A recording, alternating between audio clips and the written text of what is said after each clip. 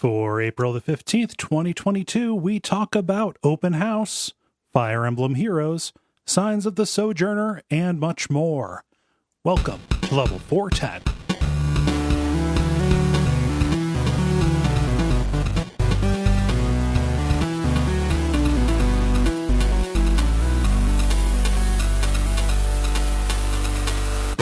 My name is Kole Ross. I'm Dennis Furia. I'm Jala Prendes. And I'm Ben Merkel. And you are listening to The Level. It's a podcast for people who love video games. Welcome back, Jala. Thank you. How's it going? It's going okay. How are you? Well, listeners may or may not know, but I have spinal stenosis, which is a narrowing of the spinal canal, as well as scoliosis, which means that my spine is also misshapen. This leads to a lot of nerve impingements. Now, I used to manage this by a way of a combination of doing like yoga, foam rolling, liberally hydrating, a TENS unit, percussive massage gun, and monthly visits to a massage therapist. But since COVID, I have not been going to the massage therapist. Uh-oh. So, in the last 2.5 years, despite doing all of my home care, wear and tear, and also the stress and tension that comes with everything else, it just kind of turned all of my muscles into taut bowstrings ready to snap. And it got to the point that standing, mind you, this is me who has done, like ultra marathons and, all these endurance events and stuff. Standing hurt my knee and foot because everything was so tight. It was pulling everything out of whack. So because of all of that, like literally even laying on my side in the bed would hurt because my IT band was so tight. So I found a new LMT who is vaccinated, uses a larger space, and wears a mask for me when I'm there for my appointment. So I'm going to be going regularly to have him beat me up. And I say that because literally bruising me with how hard he has to push to get stuff to release. So this isn't like relax. This is not relaxing massage. This is like a torture session that I am booking to get this taken care of. I hate to have this done to me. Yeah. And so until everything's at a manageable level, I am going to be going in as often as I can manage, until then, just depending upon what I can swing at the time with bills. So it's so bad that I'm on strict orders not to lift anything or run or do plyometrics or anything underweight or using my calves until we can correct the muscle tension. Jala, don't Jala for right now. Yeah. Well, the thing is that like everything's out of whack, and the only thing that's wrong is the tight muscles. That's it. It's just tight muscles, but it's just literally every muscle from the scalp to my toes is tight. So, this is something crazy though. I bring this up because this is a weird thing. This guy, this LMT of mine, remembered me from my days of working at Hollywood Video. I apparently trained him when he was in high school and just started working there. And he told me he didn't work there very long, which made me feel a little better because I only vaguely recalled him. But all of that happened 21 years ago. Oh, wow. I made enough of an impression, or he just has that elephantine of a memory, I'm not sure which, maybe a combination, to where a legal drinking age later, he still remembers who I am. So anyway, so I'm on a real, like, cannot be myself for a while. And, like, even when it comes to house projects and stuff, my dad is even shaking a finger at me. Usually he's trying to crack a whip, but instead he's shaking a finger at me and saying, go lay in the bed. And I'm like, I don't want to lay in the bed. I want to do these things. And he's like, no, you got to go lay in the bed. And I'm like, damn. And so that is a real reversal. Usually you're the one trying to stop him from. Yeah. Yep. So that's where I've been. So anyway, I will be not that I was rolling in dough to begin with because I don't make very much money, but now I'm going to be excessively poor because this, of course, is not something, even though it is a medical thing, it is not something that any kind of insurance, not my insurance anyway, not any other medical insurance I've ever had has ever paid for this kind of a thing. So It's all out of my pocket, which is exciting because I know there is a long road of like every week trying to make it work to where I can go. Although I cannot afford it every week, but I need to because I cannot do my normal, even just daily normal things at this point. I mean, so that's where I'm at. It's pretty unrealistic of you to expect that, medicine, that health insurance would, cover anything that makes it so you can move or do things. Right. Yeah. So that's where I'm at right now, which means I've been playing a shit ton of video game because it's not like a bunch of video games. I've played smidgens of a few things because of 3DS and the pending eShop closure, but I've mostly been sinking into a couple of things very deeply. Yeah. So that's what I've been up to. How's everybody else doing? I'm doing okay. I met some birds over the weekend. Yeah, I saw. They were very fancy birds. Extremely fancy, yeah. And terrifying, potentially, depending upon if you are a mouse. No mice this time. There will be like a lengthy discussion of this in an upcoming episode of Epic Suffering, but Chris, as an early birthday and Christmas present, got me a ticket to something called a walk with hawks at the Ohio School of Falconry down in Columbus. Cool. It should have been a walk with hawks at the Ohio School of Hard Knocks. No, it was actually pretty.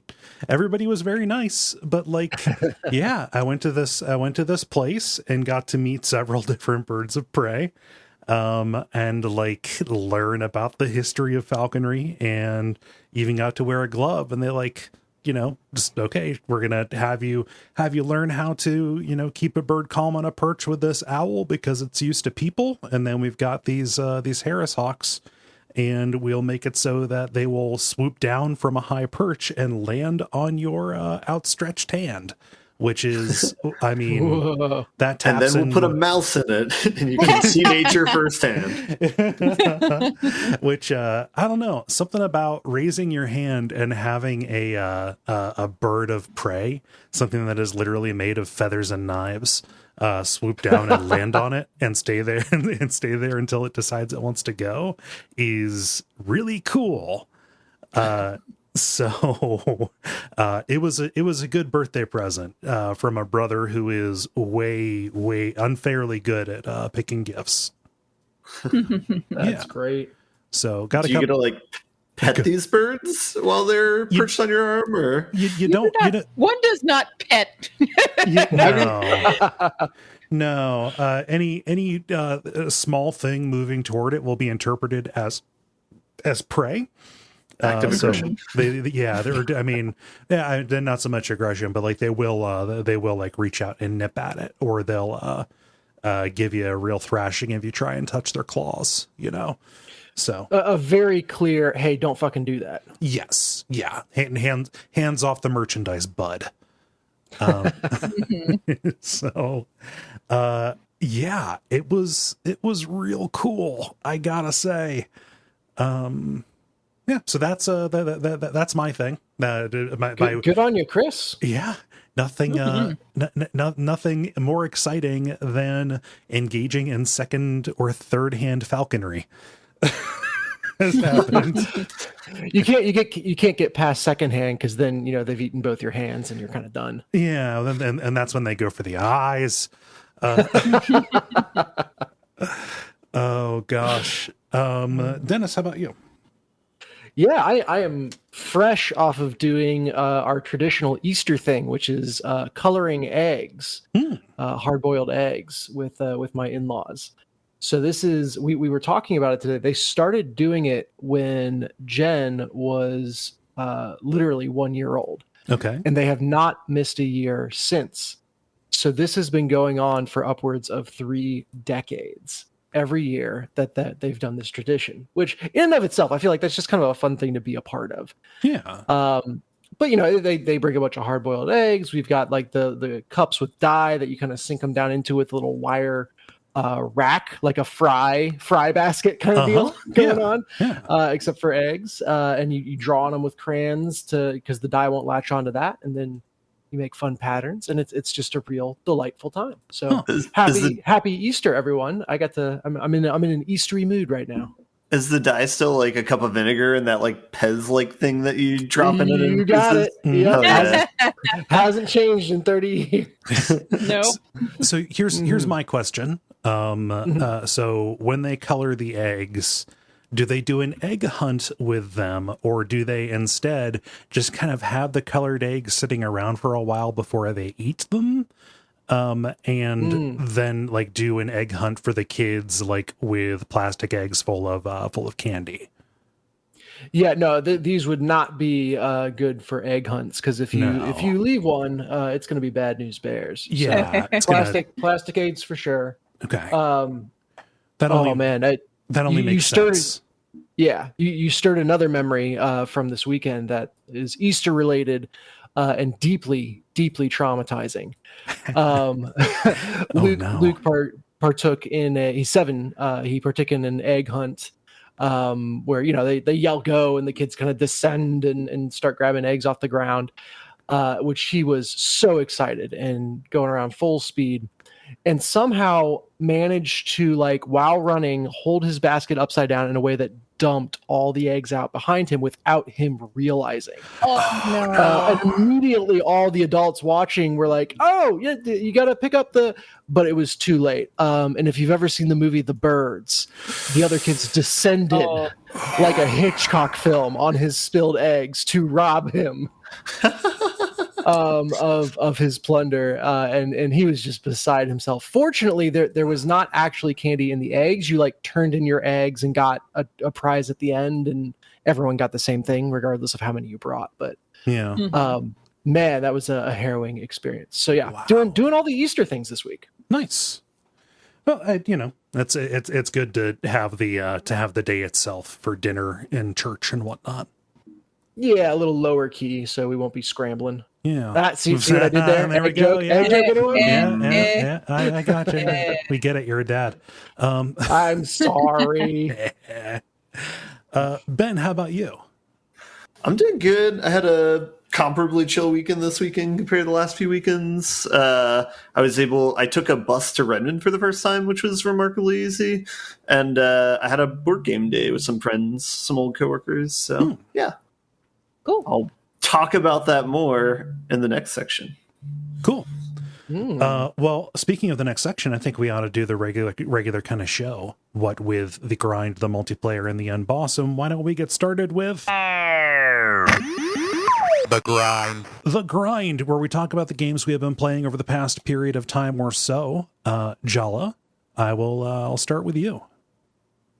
Okay, so I have been in a Fire Emblem hole, and I will give you an update on Fire Emblem Echoes, which I am continuing to play. I talked about it the last time I was on in greater detail, but I finished Celica's part of Act 4 and got mad because she leans really far into the needless self-sacrifice that is not justified with any rational or even emotional evidence of her characterization. And the whole, let's not explain anything to anyone I'm with trope. So I'm real done with her as a character, even though she was fine before, but now I'm like done. Yeah.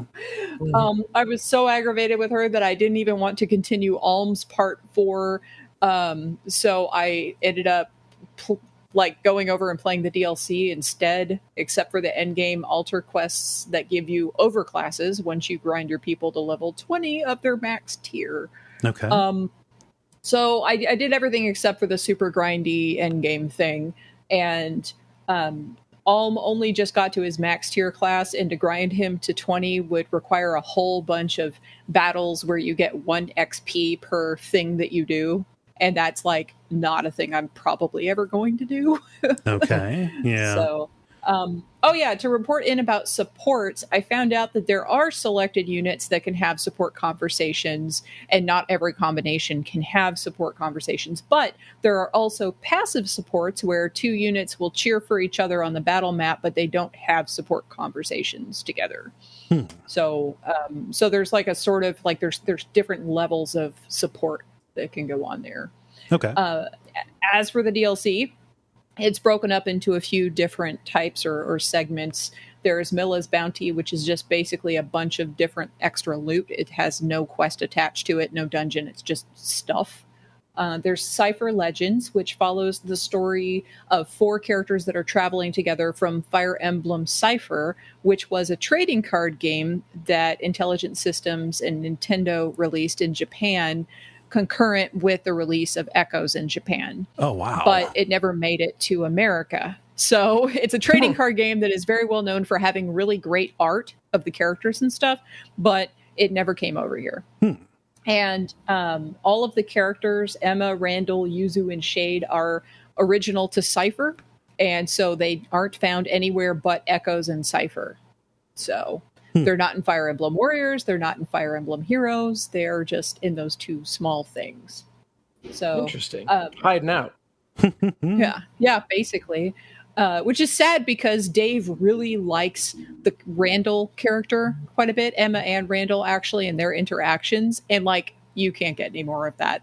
It's just only in this one game. Yeah. So, also, okay, the other DLCs, there are a series of prologue chapters that track what happened with the Deliverance, which is like the freedom force that Ulm becomes a part of.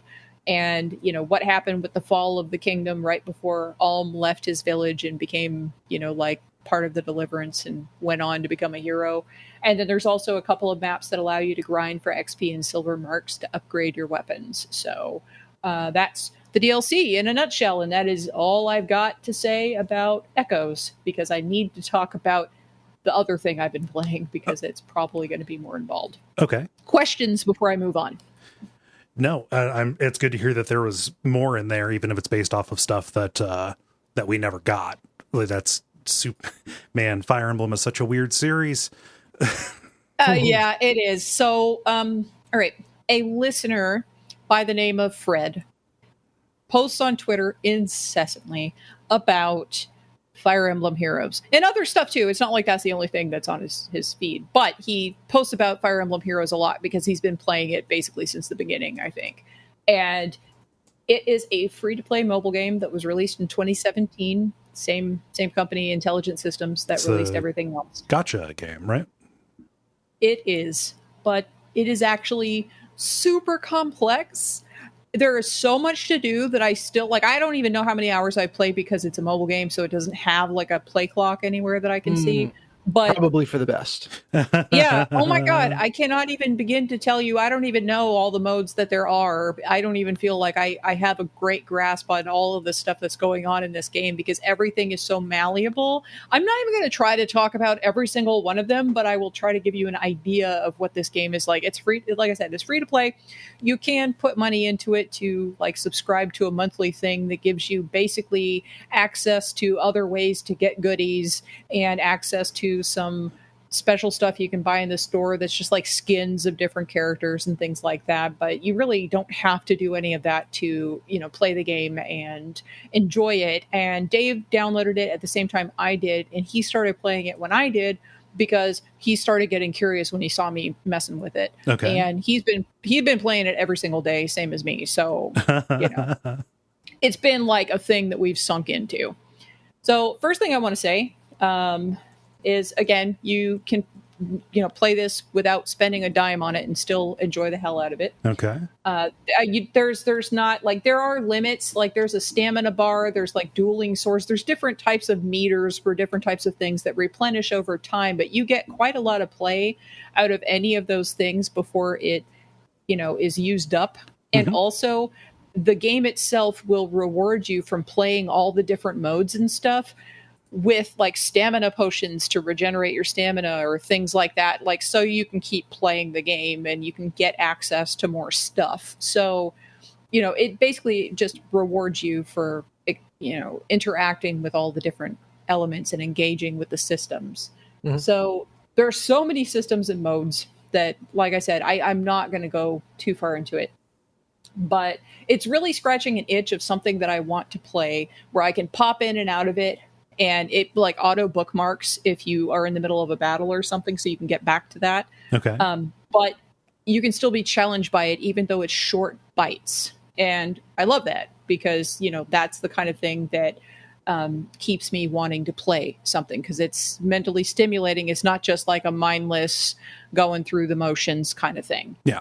So this game features a story split up into different books. There are currently 6 books. There are characters original to this game only, as with Cypher and Warriors and other spin-offs like that.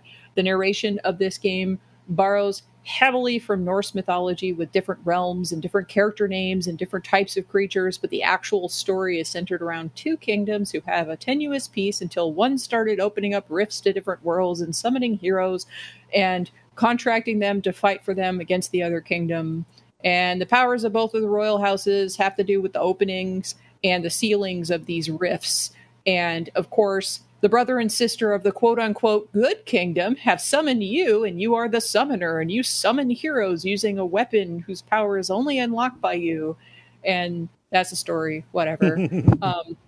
The story is never why I'm in a Fire Emblem game. Right. It's always the same nonsense rehashed every single time. So basically, anyone important is always royalty or nobility, even if they don't know that they are. Read in this case. Alm is from a little village. He thinks he's a villager. He's actually the prince of whatever kingdom.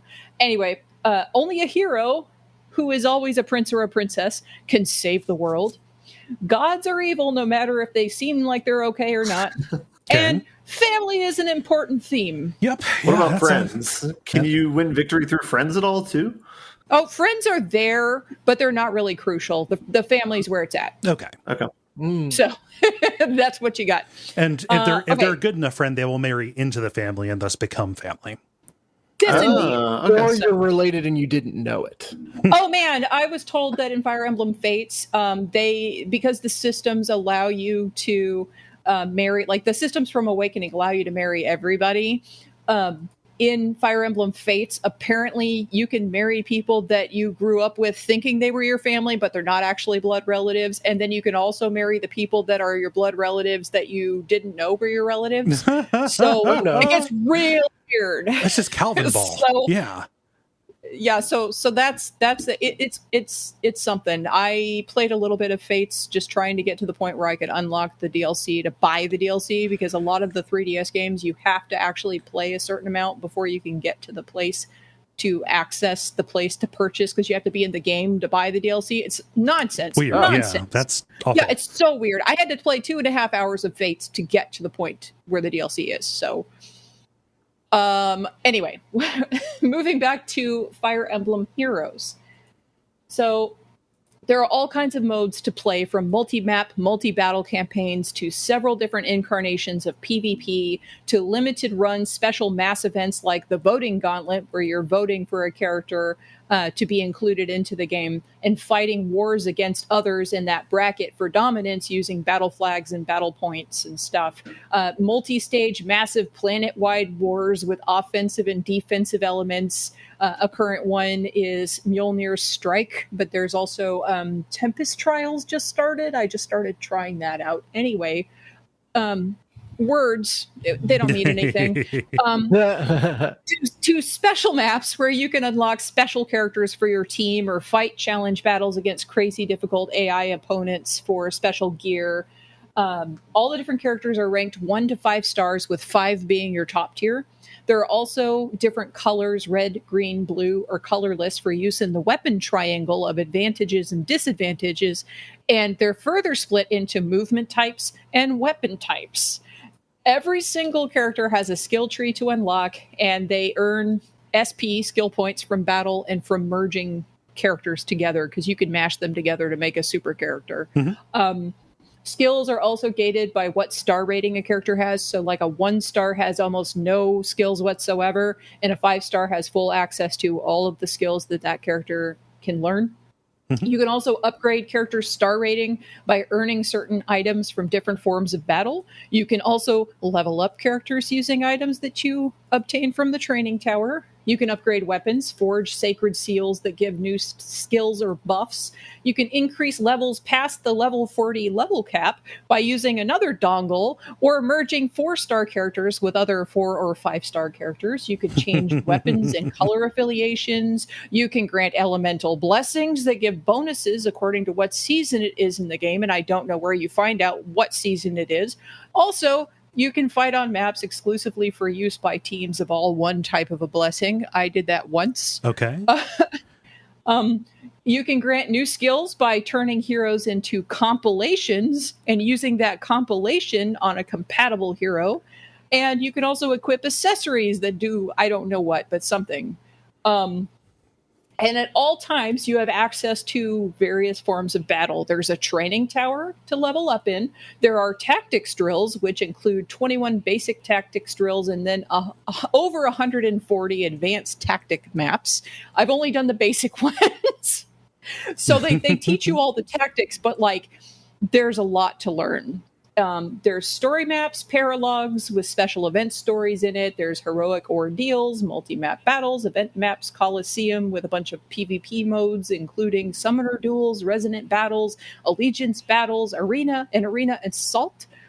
There's other keeps for higher tier players to fight other raids, which I only did one, and you have like a place that you can attack and defend from, and then you have like a little, they call it an other resort, where you can let your characters hang out and you can get bonuses and buffs and see little interactions happen in the resort between battles. Mm-hmm. I don't know. There's a lot going on. So anyway, like, what does it look like on your screen? Your typical map includes your team of 4 heroes against any number of enemies. Sometimes the maps show you all of your enemies at the start, and others include waves of reinforcements that just kind of appear from nowhere every once in a while, periodically throughout the battle. Yeah. There may or may not be a boss. You fight other heroes as well as generic enemies like, Blue Manakete or whatever. And each map usually takes under a minute to complete, and the game furthermore has an automatic bookmarking system, like I mentioned. So if you need to close it suddenly or whatever, you can come back to that battle later, just as if you never left. Yeah. There are also different versions of a large number of characters, and then there are different outfits. So sometimes they have different weapons, colors, and skill sets, but it's the same character, just like completely reskinned and redone and made into something else. So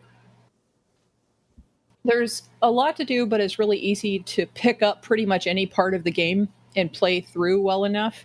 When I have questions, I basically just tweet at Fred and go, Fred, what is this? What is happening? Where do I find this item? You got a Sherpa. I don't even know. Yeah, I have a Sherpa, so that's great. And he's been a real sport, actually, very patiently and happily answering my question. I don't know if he's happy. I'm not sure. He will let me know. He will let me know if he is happy or not. But anyway, patiently responding to my questions when I do have them.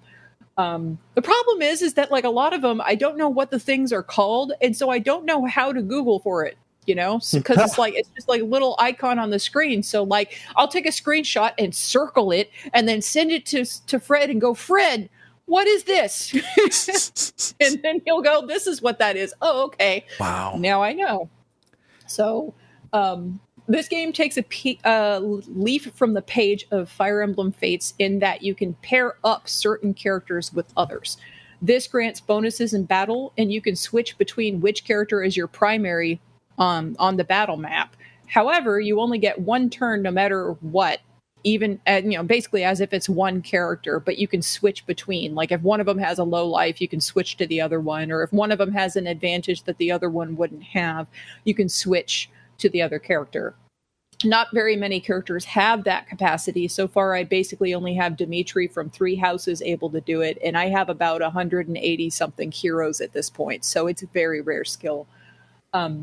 Some characters already come paired up and cannot be unpaired. They are basically called duos, and everybody earns a particular duo of Corin and Elise from Fire Emblem Fates near the start of the game. And these special pairs can't switch between characters, but they have a special duo ability which you can use on the battle map.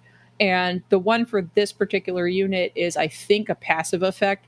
But every time I try to Google to verify, I get a whole bunch of hits of different builds for this unit to do different maps. And so I have no actual idea. Okay. So I should probably ask Fred. Anyway, the whole thing is basically another form of Build Wars, which is, as you guys may remember, what folks used to call Guild Wars, as the original game was so much about building your character for specific objectives. Okay. And since I loved playing Build Wars, I also am loving this game and how it's playing. And I've developed my A team that is the one that I kind of use for everything kind of by default, if it, is a higher level thing. And I've been having a lot of fun, and I've been looking forward to learning more as I, level up more characters and unlock more skills, so I can kind of tinker with, the setup of my team.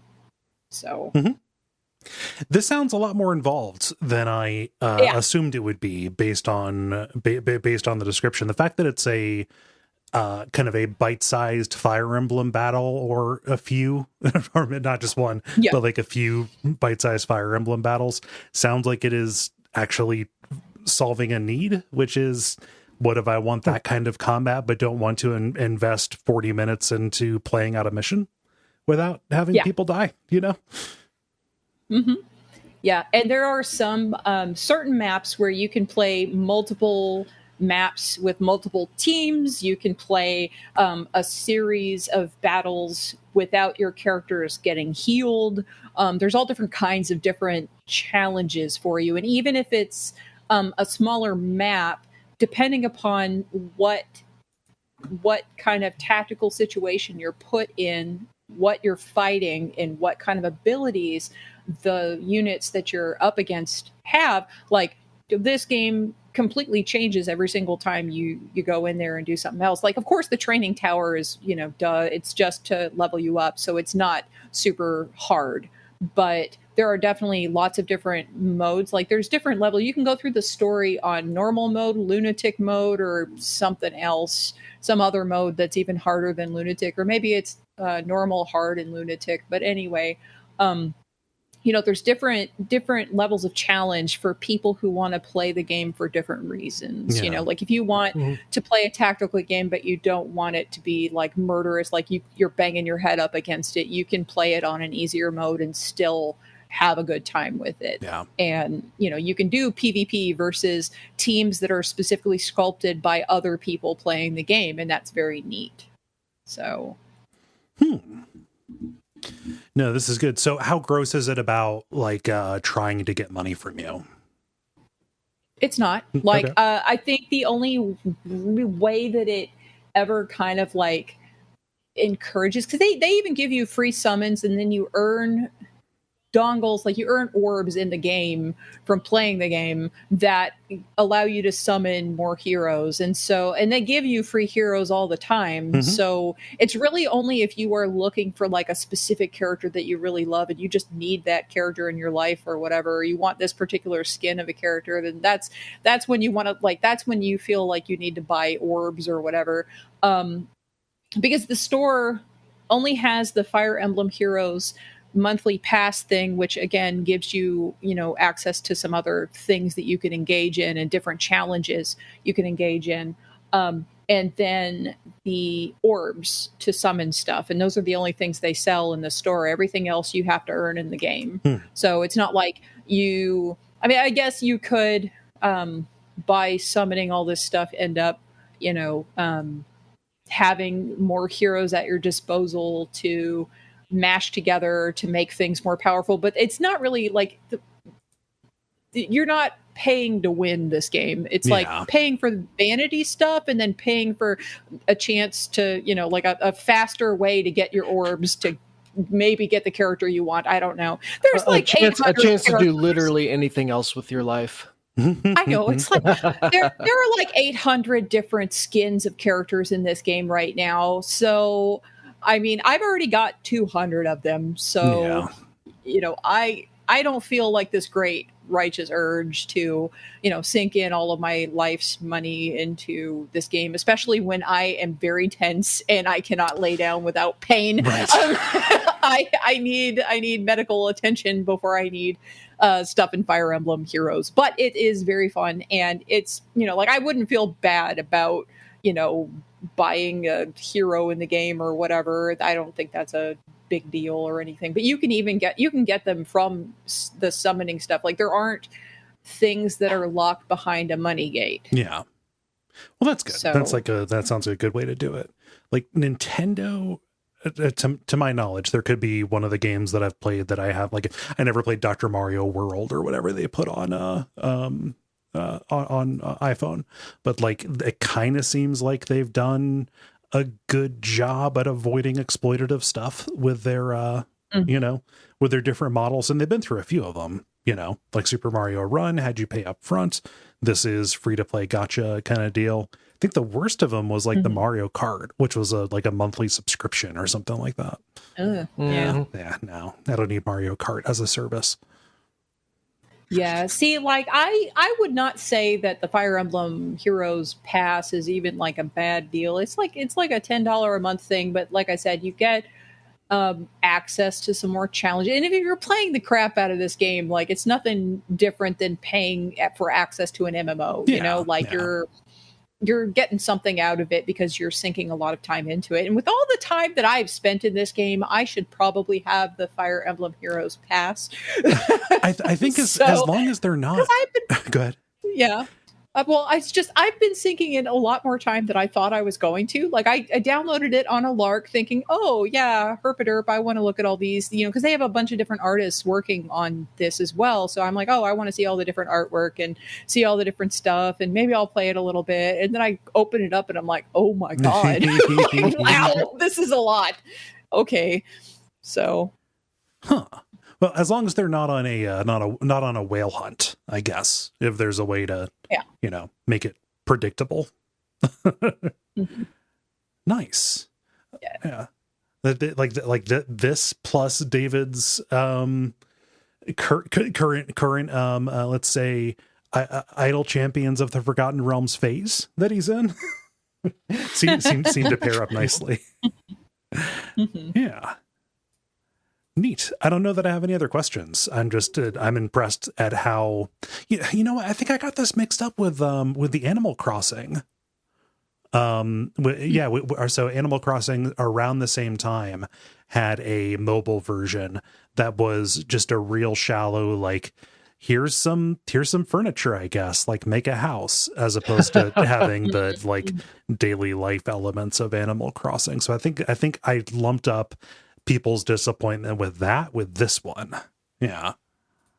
Well, oh man, you should, if you have a second later, look on YouTube for like the opening cinematic for each book of this game, because they are very nicely animated, just like in any of the Fire Emblem games. But then there's one in particular, I'm going to have to see if I can find it and I'll link it to you guys, that is just like the most overwrought, ridiculous. Like, when the music hits, like, you can look at it, but like, if you have the music on, there's a point where I just burst out laughing because it's just so over the top. I'm gonna find it and I will link it to you guys. Nice. I will pin it to my Twitter too for anybody who wants to see the over the top animation. So neat. And that was all. You said you had 2, right? Yeah, I'm not going to go into anything else because I've been playing a lot of things, and I'll wait until I played more. And also, I've been talking for a while, so somebody else, please. Okay. I one last question. What % of the total breadth of the game do you think we covered in that conversation? Like 5, 10%? Oh, man. Like, I didn't go into all the different modes and how you can get... I didn't even start with all that, or what the tactics are and what the units are like, and... I'm just saying, I think you showed remarkable restraint. I was trying to go over it in broad swaths because I know it took me 2 full episodes to spit out everything that I had to say about Three Houses. It was a nightmare. So I'm like, okay, I tried to generalize with Echoes a little bit, so I covered everything in one.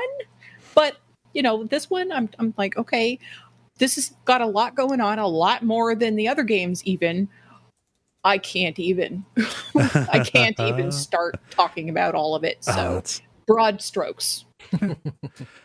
Let's see. Between Dennis and Ben, who has something new?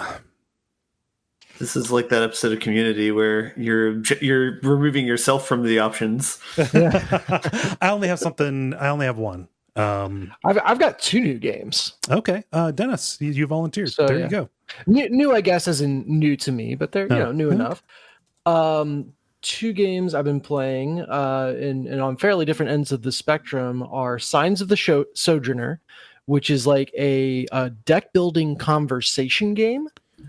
And then the Riftbreaker, which is base building RTS meets twin stick shooter. So lot going on in those 2 descriptions. Yeah. I'm trying to think which one. I'll probably spend more time on the Riftbreaker, so I'll start with Signs of the Sojourner. Have any of you guys heard of this or played this before? I have not. I'm looking it up on Steam right now. Yeah. It's it's on Game Pass, and it's a deck building game, which is what brought me to it. With just a very different setting or like premise behind it, because you are not battling people, you are trying to connect with them. You're trying to have conversations. And the way you do that is each of you has a deck of cards, and you alternate playing the cards in a row, and you've got to get your symbols to match up. And so, you might have one set of symbols, and they might have a slightly different one.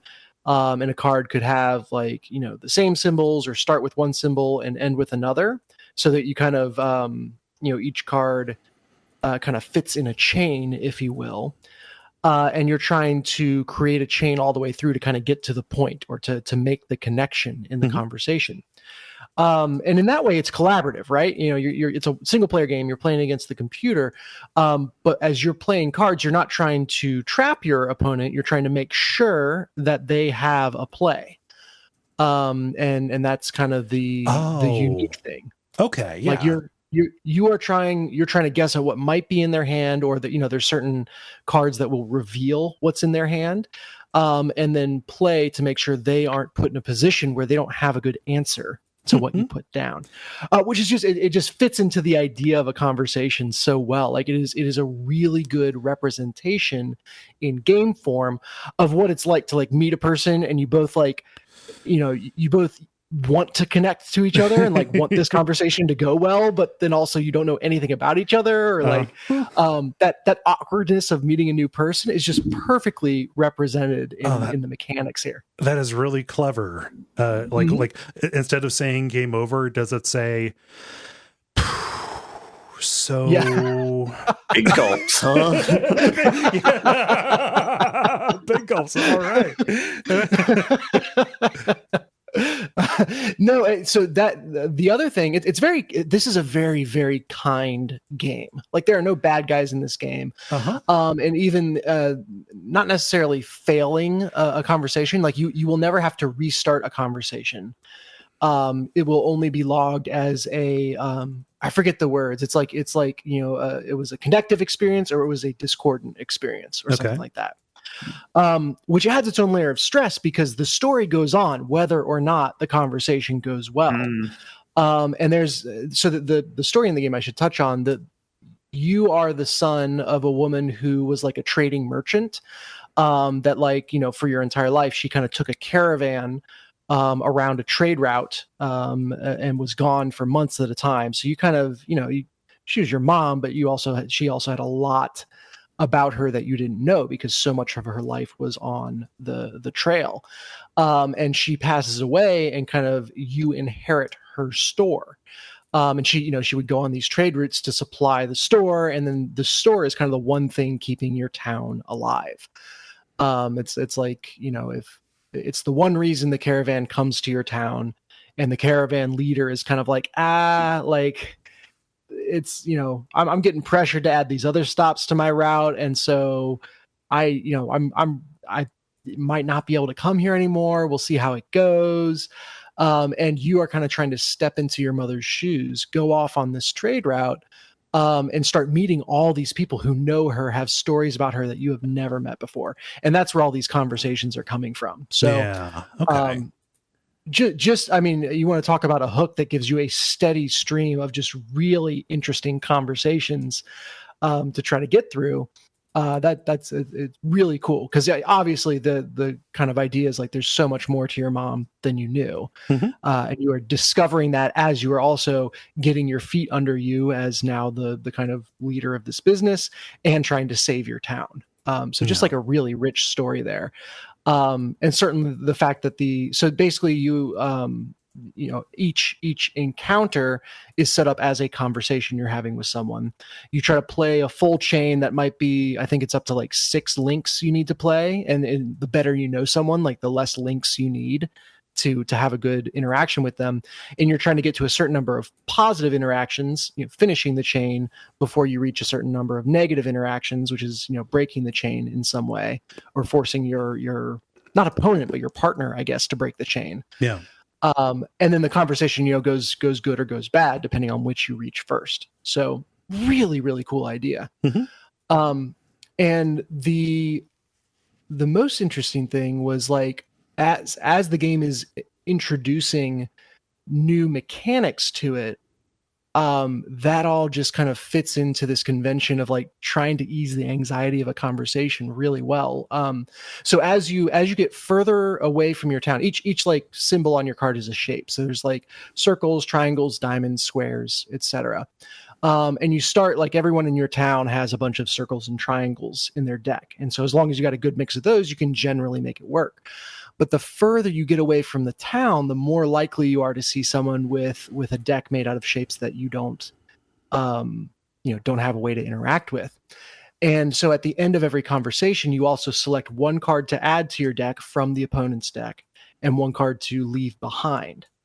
So as you're making your way away from the town, you have to evolve your deck so that you can kind of connect with the people that are further and further out. And it's almost like, and again, I don't have a huge reference for this, but I imagine it being like code switching, right? And literally that's the, from the literal definition of those words, that's kind of what you're doing. Yeah.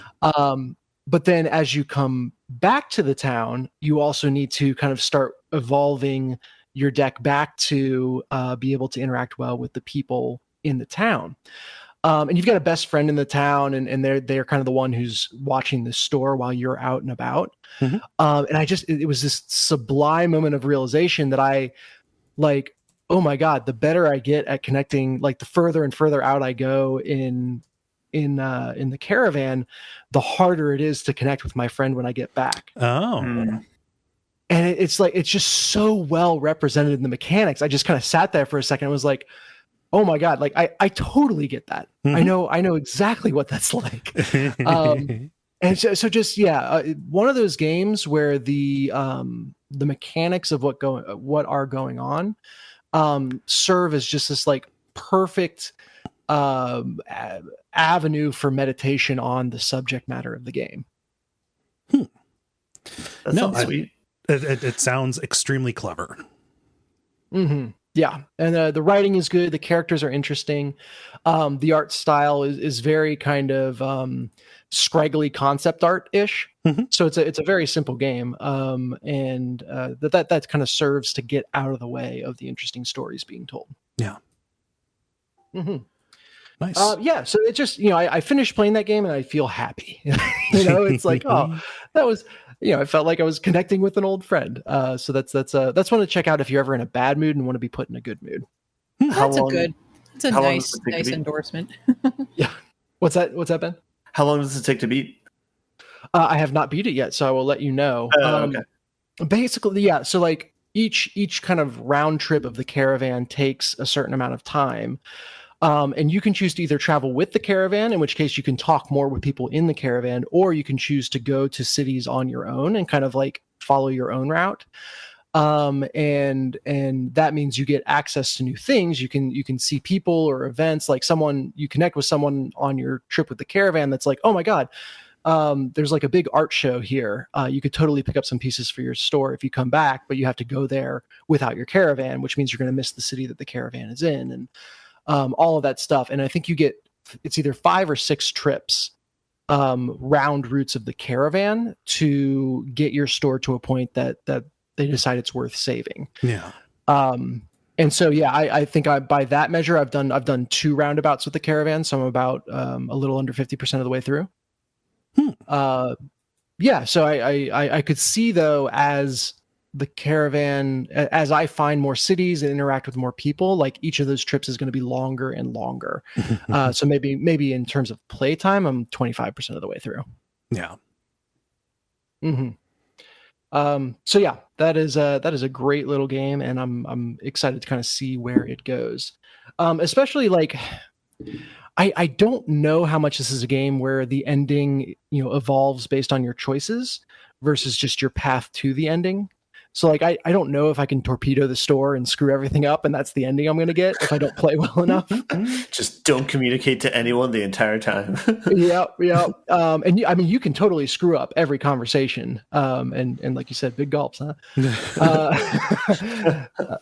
And it's almost, yeah. So we'll see. I like I said, this feels like a kind game, and I doubt they would do that to you, but who knows? Yeah. Who knows? That's why you play, to find out. So yeah, here I said I was going to spend more time on the Riftbreaker, and then Signs of the Sojourner has me gushing. So that's a fun game. But yeah, let's talk about Riftbreaker, because it is also a game I'm enjoying. Yeah, I'm curious. That the pitch that you gave at the beginning made a little sense to me. Yeah. So first off, I found this game by accident. I downloaded the wrong thing. I was looking for, I think it's called BattleTech. It's like a mech turn-based strategy game. Yeah, made by the people who did the modern Shadowrun games, Dragonfall and such. Good team. I'm interested in BattleTech, but this is not that. No, I intend to play that eventually, and I had both that and BattleTech on my like play later list, and was like, I want to try BattleTech, and clicked the wrong thumbnail. So installed it, opened it up, and I was like, this is different than I thought it was going to be. And then I hit the, got far enough in to be like, oh, okay, I downloaded the wrong thing. Right. Shows how much attention I'm paying. But what I stumbled into was absolutely excellent. So the story of this game is that, humanity is kind of expanding, out into the stars and colonizing new worlds. And so they've got to find planets with the resources that can kind of be turned into habitable worlds. And the way they do that is they jump a single person and a giant mech to that world. That takes a ton of energy and effort. And then that person is just kind of alone on that world and responsible for getting the world habitable and building a Starlink, essentially, so that everyone else can come. This is sounding a little bit like the beginning of Dyson Sphere Project. Sure. Yeah, I would totally believe that. And so you are one of these people. You're jumped onto this alien world, and your job is to kind of get a base of operations set up, and then slowly build your way through a tech tree to ultimately get to the final, I forget exactly what it's called, but yeah, Starlink building. And so it's really got that RTS, Age of Empires or what have you feel, where you're building a base. You want to find a spot that's got some resource nodes nearby and set some walls around it.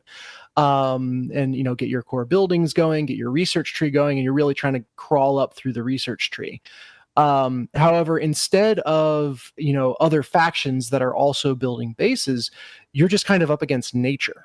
And the world is kind of filled with creatures. This is a very dense game. Like, the camera is zoomed out, but the flora and fauna that are in this world are just really rich. Everything's bioluminescent. Everything glows in the dark, and there's a day-night cycle going on that's very pretty to see. But as you wander around, most of the alien life on the planet is hostile. But it's like I said, it's like the alien equivalents of wolves or buffalo or what have you, versus other someone that you're going to war against. And so they're out in the world. You gotta contend with that. And then also periodically there will be kind of waves of enemies, where whole packs of all the different kinds of enemies will come rushing at your base. You'll get a little warning so you can prepare for that. But the way you're interacting with them is with basically, like I said, a twin stick shooter. So you're moving your mech with the left stick and you're looking around with the right stick and shooting and firing at them from your mech. And that has all the hallmarks of your twin stick shooter gameplay. You know, the frantic combat, it's less bullet hell as it is enemy hell. You know, you've got enemies that'll like spit acid or darts at you. But mostly what you're going to contend with is, you know, giant waves of enemies charging you. Yeah. And it's surprisingly easy to just get penned in. Like if you get, you know, pinned up against rocks by, I mean, literally there are hundreds and hundreds of enemies in a single wave, all swarming at you. Yeah. The game is very graphically intensive. So I had to, you know, chunk it down a couple notches to get it to run on my machine. But the effect is really cool because you can get pinned up against the rocks and then just, you know, taken out in seconds if you're not careful. So it's less bullet hell and more about positioning yourself smartly on the edges of all these kind of swarms of enemies so that you can chip away with your gun and then hack at them with your blade so that you don't get overwhelmed. And that is very, very satisfying.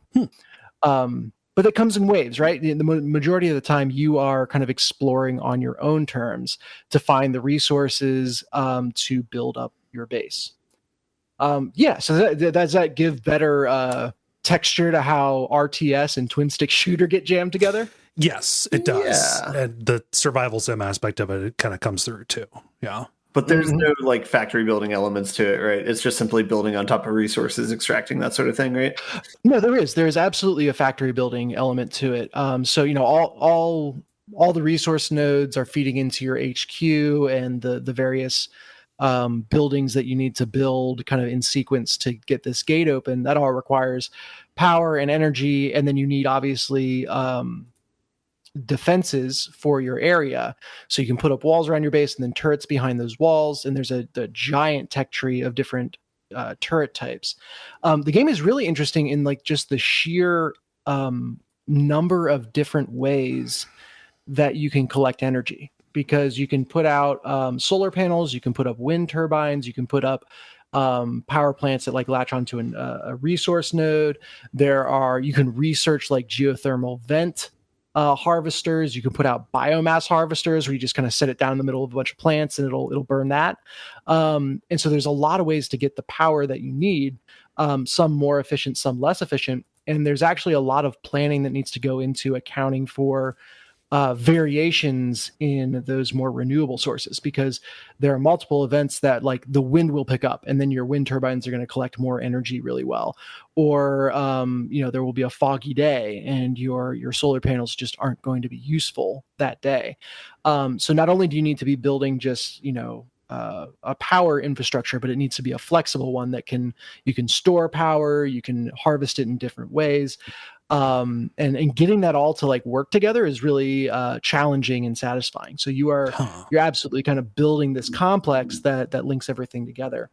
And the further I get in the tech tree, the more kind of variation on that there is, because there's resources that my mech is not equipped to handle right now, or that just aren't in the area. So once you get to a certain point, you get like a teleporter, an on-planet teleporter, and you can start warping to different areas. So you kind of start out in a tropical area. I've now warped to a desert area and like a canyony area. And you kind of create outposts on each of these. So now you're managing multiple bases. And kind of completing different objectives between all of those, because those areas are going to have more resources or better resources than you've got in your original zone. Yeah. So it like really satisfying blend of genres. I mentioned it's a very graphically intensive game, but they also use that really well. Like when you're running through a forest and the camera's kind of up above at night, you can barely see yourself. You see this like crazy web of shadows coming out from like whichever direction your mech is looking. And you can genuinely miss as you're running around, like, oh, there's a pack of enemies in that forest. And then all of a sudden you're in a big firefight, right? And you're backing up and crash through another area of forest only to realize, oh crap, there was an acid pit on the other side that now I'm wading through. That's not good. Yeah. And like just the way you go through the world and how dense and chaotic it can be works really well for the game. So that's I when I think of good graphics in games, usually I think of it's an FPS or an adventure game where you're kind of walking around a world from eye level, and that being very high fidelity. But this is kind of the RTS lens done in a high fidelity way, really, really well. Nice. Let's see here. What else do I want to say about this? Because I'm having a lot of fun with it. The one complaint, if I could call it, that I have is, the core goal is to get through this tech tree, and you can get bottlenecked very easily where it's like, oh, well, I've now unlocked the next objective, which is to research this thing on the tech tree. I could have been researching it before. I just didn't know that was the big next thing I needed. Yeah. And it's going to take 10 minutes to unlock it. I think that's pretty part and parcel with any number of games that are like this, your Satisfactories, Factorio kind of things. Yeah, so there's some downtime on that front. You can theoretically fix that a little bit by building additional comm stations. So a really interesting convention that you're so far away that it's really hard to send data to you. So you need an entire building just dedicated to receiving a slow trickle of data, and that's your research center. And if you build more of those, you can download research faster, but they are some of the most resource intensive buildings that you can build. Yeah, there's a little bit of downtime, but you can just kind of traipse around the world in your giant mech and find stuff. Like you can search for energy caches and all this stuff. So you've got plenty to do. It just sucks when you're like, okay, well, I'm kind of going to be doing side quest stuff. Like my resource game is on point. I'm stable. Like there's not anything in my base that I need to work on. I just have to wait and kill time. Now that I have multiple biomes opened up, I could very much see like, okay, this area is good and I've got the next big tech tree item going. I need to jump over here and do some exploration related quests or whatever. So hopefully the deeper I get into the tech tree, ironically, the less I have to worry about the bottlenecks in the tech tree. Yeah.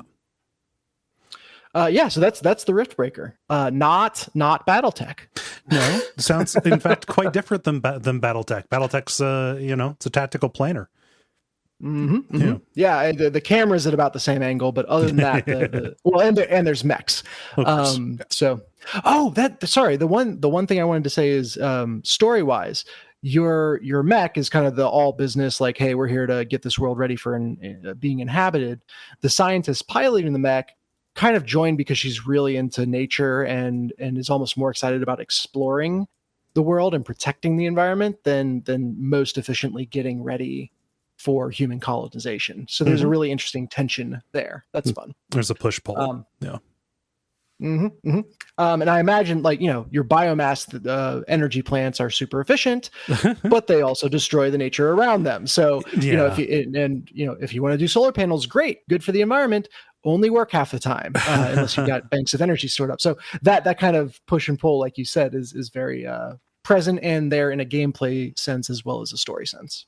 Are there any rewards for pleasing her, or, because it sounds like one way benefits, actually progressing. So like, is it the case where if you keep her happy by keeping things, for lack of a better word, sustainable, she will kind of give you boosts in particular places, or is that just kind of there to make you kind of think a little bit about what you're doing to these ecosystems? Yeah, I think the extent I've interacted with it so far is kind of like this is what the game is about, is that tension. Yeah. I have started to get tech unlocks where, like, making researching animals instead of fighting them to learn about them more efficient. Yeah. So originally the only way to learn about animals is to fight them, and then you'll be like familiarity level increased. Eventually you get a scanner where it's like, okay, I can kind of hover away. It's safer for me. I learn more about them, and I don't have to kill a bunch of people. That feels good, but also they they're hostile. You're gonna have to fight lots of people to protect your base. So I imagine that those kind of nuances will get more and more in the forefront as I get further in the story. Because like I said, that feels like the thing it's exploring. Yeah. But it's good times and an interesting, like I said, kind of sitting in between genres. So that's the Riftbreaker and Signs of the Sojourner for me. Not bad. Ben, how about you? Yeah, I got a few things this week. Finished up a couple games. So I guess in no particular order. I finished up playing Valheim, which I kind of stopped playing for a bit. I finally went back and beat the final boss with my other buddy who was running the server. This was like the boss of the plains area, which is like the final area of the game. It turns out the boss was like a stone's throw away from my base, but I had never explored in that direction in this giant world. It was because I think I mentioned this. There's another biome called like the Misty Lands that isn't finished yet. Yeah. So it's just this like barren, devoid like area. So I have that near my base, but then like on the other side of that, apparently it's not that long, is another plains, and that's where the boss was. The boss was kind of tricky for a little bit, but figured out a way to cheese him where you just are behind him. It's like a skeleton that's on the ground and has like is cut off at like the spinal cord and is just kind of crawling around at you. So it's a very weird, like not intimidating, like scary boss. It's just a weird boss, but a couple of their bosses have been like that too, where it's just kind of like bizarre looking. He rains down comets on you, and then he has like an AoE attack. But in any case, he doesn't use any of them if you're at his backside, like hacking away at his spinal cord. So we would have one person do that, and then the other person just shoot arrows from afar. So once we figured that out, it's pretty easy to win. I imagine it would be even easier if you had like 3 or 4 players. So yeah, you get like all the other bosses, you get his like head as a trophy that you can attach to the starting area, and then you get a perk from it, and the perk is you get resistance against any elements, so like resistance against cold or fire or anything like that, which is like fine, but it's not really like significant enough to like change like how you play the game or anything like that. So it was just whatever. And then I loaded down my character with all the metals that I had in my base. So I was weighing about 5,000 pounds. Your carrying capacity is about 500 pounds. So, and then I quit the server. And the reason why I did that is if you start like another server, you get to keep your character, and I'm assuming their inventory when you start at a new place. So I'm doing that to kind of like set up another base if I ever go back to the game again. So yeah. So I think I'm finally done with that game, like for real this time, for a while. So can I share a fun story about carrying capacity in a video game? Sure, please. This is probably 20 years ago. I was playing EverQuest, and I was in a city on the moon, and I was messing around at the bank. Your currency in EverQuest, like it wasn't just gold. You had copper, silver, gold, and then platinum. And I was kind of messing around. You just looking at it like, look at, here's all my money. I'm taking out his copper. Like, how funny would that be? Just like, oh, I feel like I'm rich. I see a big number. Forgive me. I was 14. And so I went to walk away, and I saw that I was going real slow, and I was like, that's that's funny. So I kept going a little bit more, just whatever. And I went to go down a set of steps. Problem is the damage that you take from falls and the distance that you can fall without taking damage is calculated by your carrying capacity. How much you're carrying. So I had tens of thousands of copper on my guy's body, and I take a step down, and then I immediately go through the dying animation. My corpse is laying there on the steps of Charval. And I was bound to respawn pretty close to there, so it wasn't that big of a deal, but it was extremely funny. Did you have to like carry it back in waves then after that to not? Can you walk up steps if you have that much? Or? I don't think. I think walking up steps, I wasn't. There wasn't a problem, or I could loot from a couple of feet away. Look, Ben, rich people are like cows. They can go up steps, but not down. Exactly. Okay. It's just a fact about them. I walked up one step and then my strength went to 99. It's EverQuest, not Morrowind.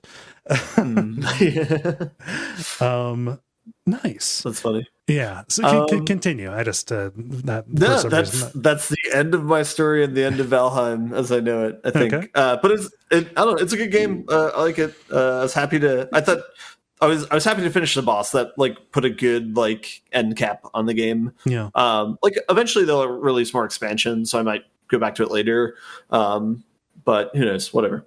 Would you say the game ends with a bang or a whimper?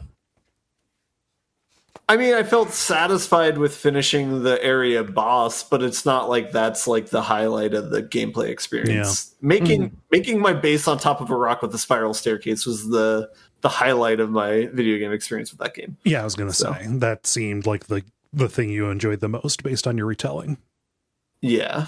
Anyway, I'm going to move on.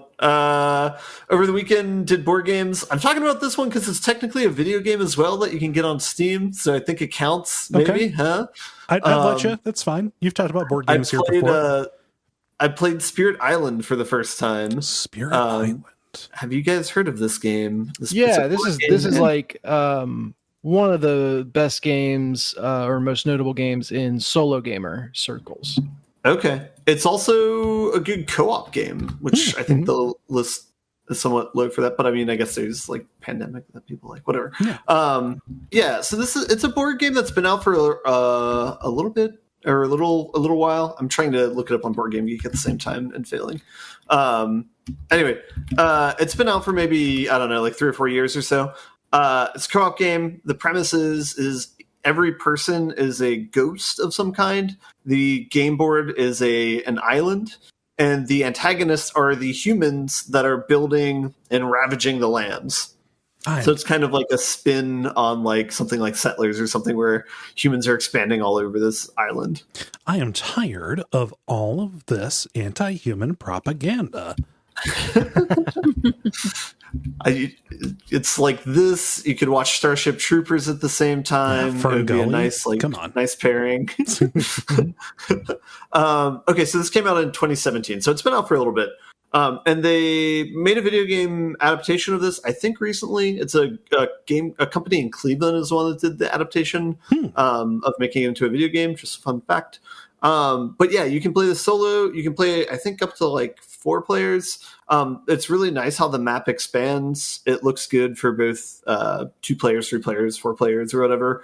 I guess it's kind of like a weird like parallelogram, but somehow fits together and can form like a nice 3 triangle like shape, or it can form, anyway, I don't know, magic geometry going on in the game, but the main part that's really cool is the different powers that each of the ghosts have in it. So essentially it's a deck building game technically.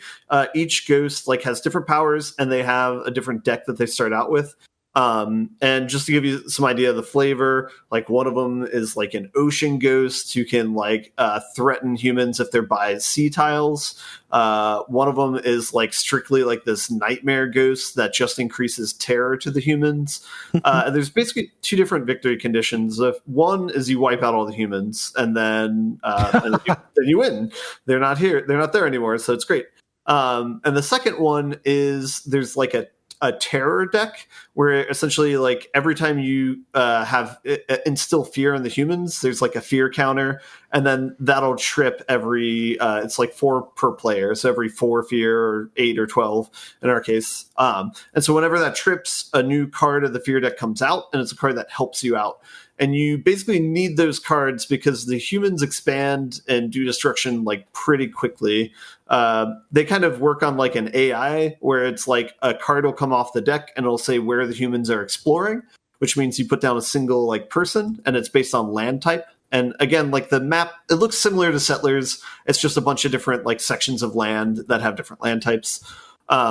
and then that card will shift one space to the left, and then the next round a new area will be explored, but then that first land type will then be built upon, and then it'll basically, it's similar to Settlers, it'll be like a tiny house, and then a city, like a giant house, will be put on it, and each of those things determine like how much damage they do to the land in the round after that. So there's like a escalation over 3 rounds of what's being done to a given land type. And so you try and counteract that with whatever abilities you have on your deck. So you might have like cards that are like push a person from their spot to a spot that's adjacent. And so you can push them on a land type that's not actually like building or getting hurt or something like that to try and mitigate like the effects that humans are having.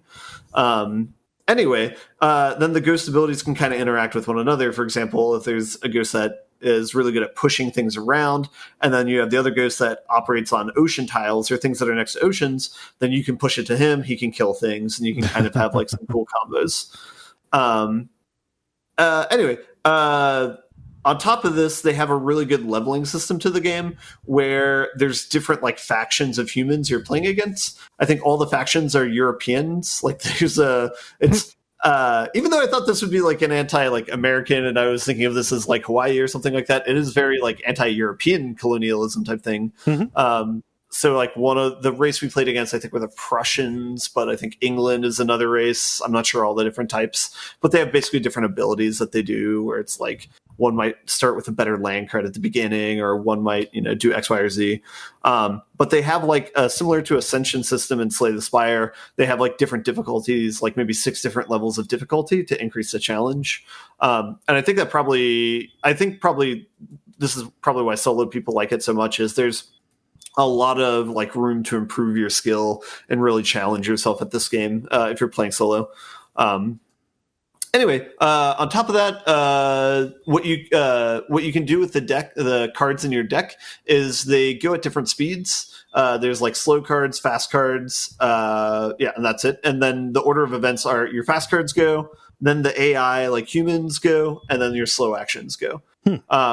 So there's like an interesting strategy of like, okay, this is a slow action. This would stop the humans' development, but they're going to be like spreading and building and like hurting this stuff before I can play this. So this may not actually have an effect by the time I get to play it. Likewise, with the quick actions, it's like, okay, well, this can prevent the humans from building. I know exactly what they're going to do this round, but I only have 2 of them in my deck, so I need to kind of be careful about how I use them.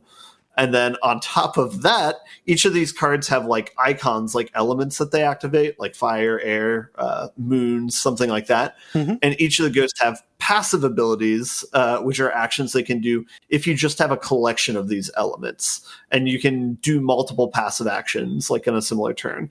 So then there's like an added strategy of, it's like, okay, well, these 2 cards can deal with the humans, but they don't generate the elements I need. But these cards can kind of mitigate one, but then I can do these special actions and then do this. And then on top of all this, you can add cards to your deck during like this like upkeep type phase. Anyway, I feel like I'm just like explaining the entire rules of the game, and this is kind of this just became a primer video. Yeah, instead of just like evaluating it. Anyway, the game's a lot of fun. It's fun to play with multiplayers. I want to play it. I'm kind of stuck in a tight spot where it's like, I want to play it online because then I can like play it immediately and the rules are enforced. But I also want to have a copy of this board game so I can play it with people when they come over. So I'm not really sure which one to go for. So I think I might probably just bite the bullet and have the paper copy and then just deal with like the setup teardown time. But in any case, we only played this once, but it was very, very charming. I can see why it's as popular as it is. It's probably something I want to go back and play again. But yeah. Nice. Any questions about that? No, it sounds neat and more violent than I would guess, even just based on the art style. It looks like it's going to be a little bit more peaceful, a little bit more serene. Yeah. The creeping violence of invaders, huh? Yeah. Yeah. It doesn't feel violent, I guess, if that makes it any better. But I don't. Yeah, the race that I played as was like the nightmare one, where you're just trying to like terrorize all the humans, and so you don't kill anyone, but you just scare them a whole lot, and so it was pretty satisfying to do that. And we ended up winning our game too. We ended up the second win condition besides killing them all is like running out the terror deck if you can get through the entire thing. So we were able to do that. But Nice. anyway, It sounds like it's like Pokemon where like you say they faint, but everyone knows you're killing them. yeah, no, when you push them into the ocean, it's pretty unambiguous. So. I think drowning is even an action of the ocean ghost. So. Oh no. All right, I think I just have one more thing to talk about, and that is Dark Souls. I finished, I think, my first run of the game as I finished Bonfireside Chat. Cool. And it was a nice like compendium where I would explore an area, and when I was about like halfway through the area or so, I was like, all right, I think I can start that episode, and I'll like finish this area before they get to talking about it, so there won't be anything like spoiled. And that worked out pretty well. Nice. So I made it to the end boss Gwyn and fought them once, and then I stopped.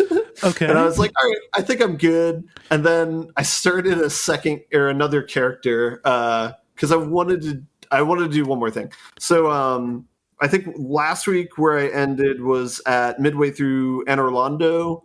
I'm not sure if I got into the two bosses or not that are in the same place. Bornstein and Smo. Yeah, they were pretty difficult, but I was able to get past them, and I pretty much flew through the 4 missions after that. I don't know how much to spoil and not spoil here. It's a decade-old game. You're fine. Yeah. So it's basically like 4 different boss battles that you're enlisted to do. The areas that you go to are a varying degree of like, this is an awesome environment versus like, it's okay. Yeah. The crypts were beautiful, and New Londo was awesome. Oh my gosh, the floor. The art style on that's incredible. The floor of it after you drain it. Yeah, such a good turn, right? Or it's like, oh, this is where all the ghosts are coming from. That you got explains flooded, it. and the entire people are dead. Even the other areas like Ash Lake. I think Kole, you said that was your favorite area in the game. Which one? Ash Lake. Yeah. I mean, I really enjoy it. I enjoy being there, but it's very slight. Yeah, it's interesting. You see like infinite trees, and then I was comparing that to like when you're at the top of like Anne Orlando and you look out, you also see infinite trees, like I guess the tops of them. Yeah. Anyway, the fire area was whatever. I think a lot of people are ho-hum on that one. Yeah, it feels unfinished. Yeah, it's a little all over the place too. Where it's like got the Minotaur type theme, but then it's like Asian themed. Yeah, it's like Angkor Wat. Yeah. Yeah, I don't know. It's interesting. Probably like the most emotionally impactful part was seeing the ending storyline of Solaire that I got. Which was sad and terrifying. And going back through the game, I was looking at a lot of different of the NPCs like storylines and how they end. And I realized that a lot of them I had killed and didn't even realize it was them that were hollow and what was happening, That's the thing. Right. So like, that was the Crestfallen who randomly attacked me on my way to New Londo. Okay. Exactly. Yeah. I didn't even pick up on that. Whereas like, I thought it was just like, oh, I guess I opened up this area. And so there's like a new person that's like attacking me. But actually like, going through and looking at like the videos and actually understanding what's happening. Solaire, I understood what was happening at the time because of the dialogue, and man, fuck that.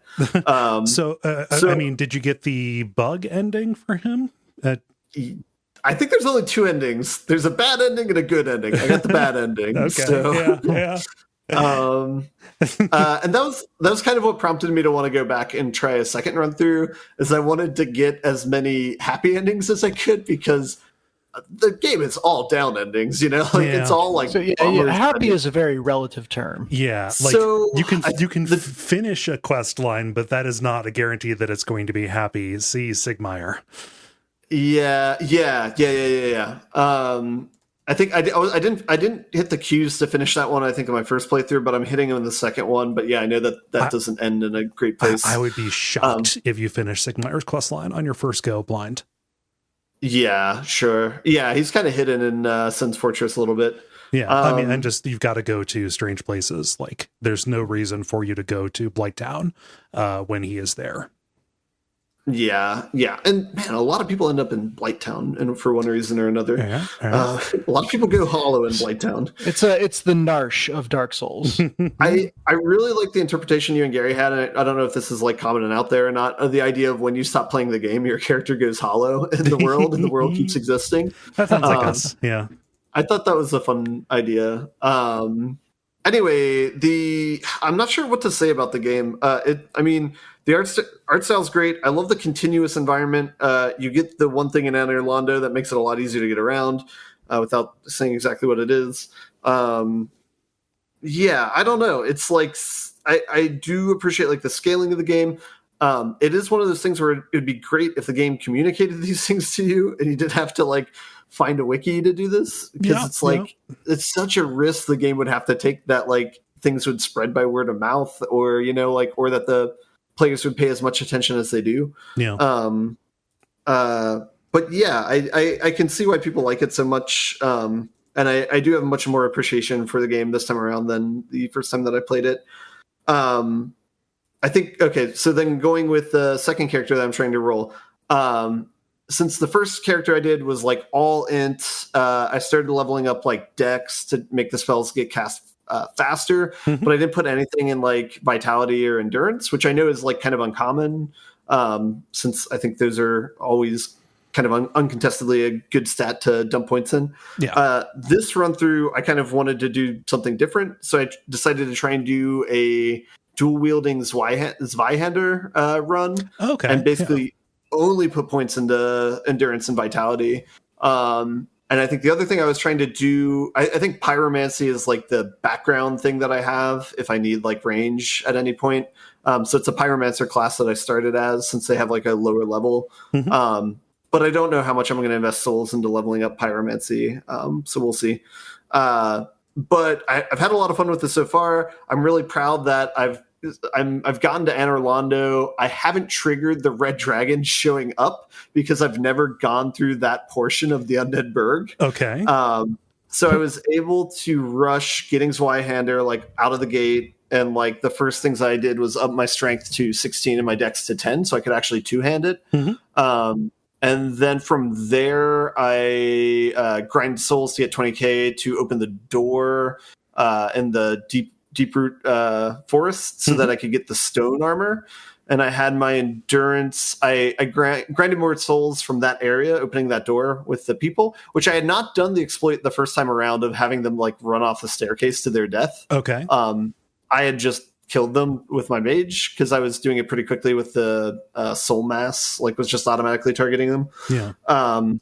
So I was able to grind souls pretty quickly, so I could level up my endurance, so I could wear the stone armor. Kind of went through kind of the back ways of the game. Another thing I was happy about is I was able to get to the Undead Parish without going through the front gate, so the gate was never shut. And then I was upset where when I went through the back way and started killing like the people after walking through the gate from the back way, it spawns an enemy behind you and shuts the gate. And I'm like, that's such bullshit. I murdered everyone back here. That's not fair. They'll do that. Yeah. But anyway, yeah, so this one, once you get like the endurance and once you get like good armor or whatever, this is a very satisfying way to play the game. You just pancake everyone with the R2 button. It's just like knocks them to the ground. And once you get enough endurance where it's not completely drained after your first attack, you can chain it. And so you're killing most things in like 2 hits. It's pretty rare that that's not the case. And then since then I've upgraded the weapon. I got it to +10, and then I did the lightning modification to it. So I'm like 1 or 2-shotting most things. The knights that are in Anne Orlando, I'm 2-shotting. And so, yeah, so that's been a pretty satisfying gameplay experience. And it's been completely different than how I played as the mage. So it's cool to see like both playstyles completely supported in the game, because it's really hard to do to be able to support both those types of things. Yes. And then where I didn't get screwed over on Sen's Fortress is I don't get knocked back when people hit me with magic because I'm so like tanky and heavy. So it's like, yeah, you can fire lightning at me, but that doesn't even like affect me at all. You know, like I take the damage, but it's only like a little, it's like a little bop. So, yeah, so it's cool to see like 2 different solutions to that problem. Yeah. So the idea is I already saved the Firekeeper of the shrine. What's it called? Firelink Shrine. Yep. So she has her tongue back, though she doesn't want to talk. No, she doesn't feel like, no. But you know what? She has the option now, so I consider that a happy ending. Yes. And then my goal is to try and I've already aligned with the Chaos Covenant, so I'm going to try and get the good Solaire ending. Okay. And my goal with this run through is eventually beat the boss with Solaire. Gotcha. Yeah. I don't know if I'll pursue it to the end or not, but we'll see. Yeah. Yeah. Nice. And then, another note is like each run through has been quicker and quicker to like level up really quickly. So like this run through I played in less than a day and I'm at Anor Londo. So it's like, so that part is really cool to see too, is like, and like, I don't know how much of this stuff they like thought about ahead of time, where it's like giving people the master key is like, they can do events in so many different orders. Where it's like, I don't know how they keep track of all that stuff. Yeah, anyway, sorry, you were going to ask some questions, I think. No, I forgot what I was going to ask, so do not worry. Okay. Let's see, I one-shotted the Capra Demon, which I was happy about, because that boss gave me so much trouble first time through. No, fuck the Capra. So wait, one shot as in one try, or one shot as in one hit? Beat him in the first try. I one-shotted the dogs, so he took a couple hits, so... Yeah. I'm not going through the depths or the top part of Blighttown at all, so I'm happy about that. I went to the depths just to get the ember, but then I went back out. Yeah, so. that's a smart way to do it. If you don't need to, then you shouldn't. I'll probably go back when I need to farm rats, but we'll see, to get humanity, because apparently you need like 30 humanity to be really good friends with the Fire Chaos Covenant. But, yeah, you're going to need a bunch of it, and that's tough to do if you're not invading. Yeah. Anyway, I feel like all the games I've talked about has been like hyper detail focused. So sorry about that. That it's not the most accessible descriptions of these things. But you're not. This is not a crowd that will be. Well, go ahead, John. I was rambling about Fire Emblem. How much? Come on, please. I don't think that you're going to disappoint anybody with Dark Souls talk. Would be my. That's fair. Yeah, that's fair. I'm just saying, like, you keep on auditioning for Bonfireside Chat, but you got a lot of catching up to do, bud. I know. I don't think I'm going to make it to Elden Ring in time. Man. Well, I mean, I guess... yeah, that's the other thing is, like, I don't know if I want to go to Dark Souls 2 or 3 or not, or just be happy with this game by itself and just leave it at that. And yeah, it was nice listening to the podcast. A couple things I didn't know about that you guys talked about, like the turn in Anor Londo. Didn't know that you could do that at all. So right. So that was cool. God bless whatever maniac did that first. Yeah. Well, I think it's common for people to try and. I guess this game has taught you to not kill people. It's kind of like Fallout, right? Where it's like permanent consequences if you kill people. Man, going back to Havel's basement in Anor Londo, there's such assholes where that last chest is the monster. Because they give you like 2 or 3 in a row that are like completely fine and stuff. It's just like, man, it's just mean. Anyway, man. Yeah. Anyway, thumbs up. Fun game. It is impressive, like how resilient the game is to so many different play styles. That's really hard to design around, and like how like non-Euclidean the map is too. Is like it's so refreshing that they could make something like that and have it be so like organic. And nice. Probably the best skyboxes in any game that I've seen. So satisfying going back to Firelink Shrine and just seeing all the different areas from there that you can go to. It's like the entire game is right there almost. I can see Duke's archives over the wall of Anor Londo. Neat. Yep. Oh yeah, that's like a bug. You can go to Duke's after the turn in Anor Londo. You can go to Duke's archive and it's still pretty. Nice sunset. Yeah. High above. No illusion there, I guess. Right. You're above the darkness in the Duke's archive. Yeah. Cool. I only have a short one. I streamed this one this past Friday, and I thought it was real neat. I think people should play it. It is called Open House, and this is a game that if you didn't download it from an indie horror developer on itch, it would just present itself and look like an alpha version of like a real estate company's tour this house in 3D software kind of thing, you know, like just like, oh, do our virtual walkthrough that some places do. But it is a horror game. You are going in, and your real estate agent with his ridiculous bro spiked hair, you can press a button to have him pop out and give you, you know, descriptions of the different rooms. And as you're going around, you're noticing some odd things, maybe some blood in a sink and maybe some scratches on the wall and things like that. And, you know, because this game is just a 2-hour free indie horror thing, and also given that description, if I told you that it goes off the rails, would you believe me?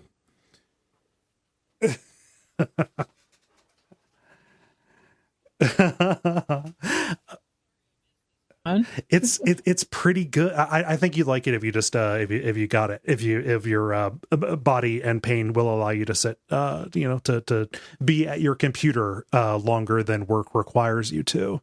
It's neat. I had a good time as I was streaming it, like just responding and reacting to the house, saying like, oh, it makes no sense that the master bathroom would have a combination bathtub and shower because they've got the bathtub shower surround in the upstairs you know, second bathroom where the kids would go, right? You know, so knock that out, do a walk-in shower, maybe get some rainfall action up in here.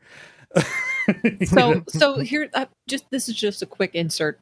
It's funny listening to you talk about this because I listen to LeVar Burton Reads, and that is a great podcast. Everybody should listen to it. It's LeVar Burton reading short fiction of all different types. Anyway, there's one story that I listened to that it came out at the end of January called Open House on Haunted Hill by John Wiswell. Okay. And it's the house itself, it's not like inhabited by ghosts. The house itself is sentient. Ooh. and it's doing stuff, you know, when it's being shown because it's lonely and it wants somebody to live there, but it all comes across like kind of spooky because the house is, you know, creaking and doing different stuff, and it's kind of like, you know, it's possessed or haunted or something, but it's not. So it's kind of neat. I would recommend listening to that episode and kind of the podcast in general. Nice. But anyway, what you're talking about kind of reminds me about that. Open House on Haunted Hill. So. That's funny. Open House on Haunted Hill. Yeah.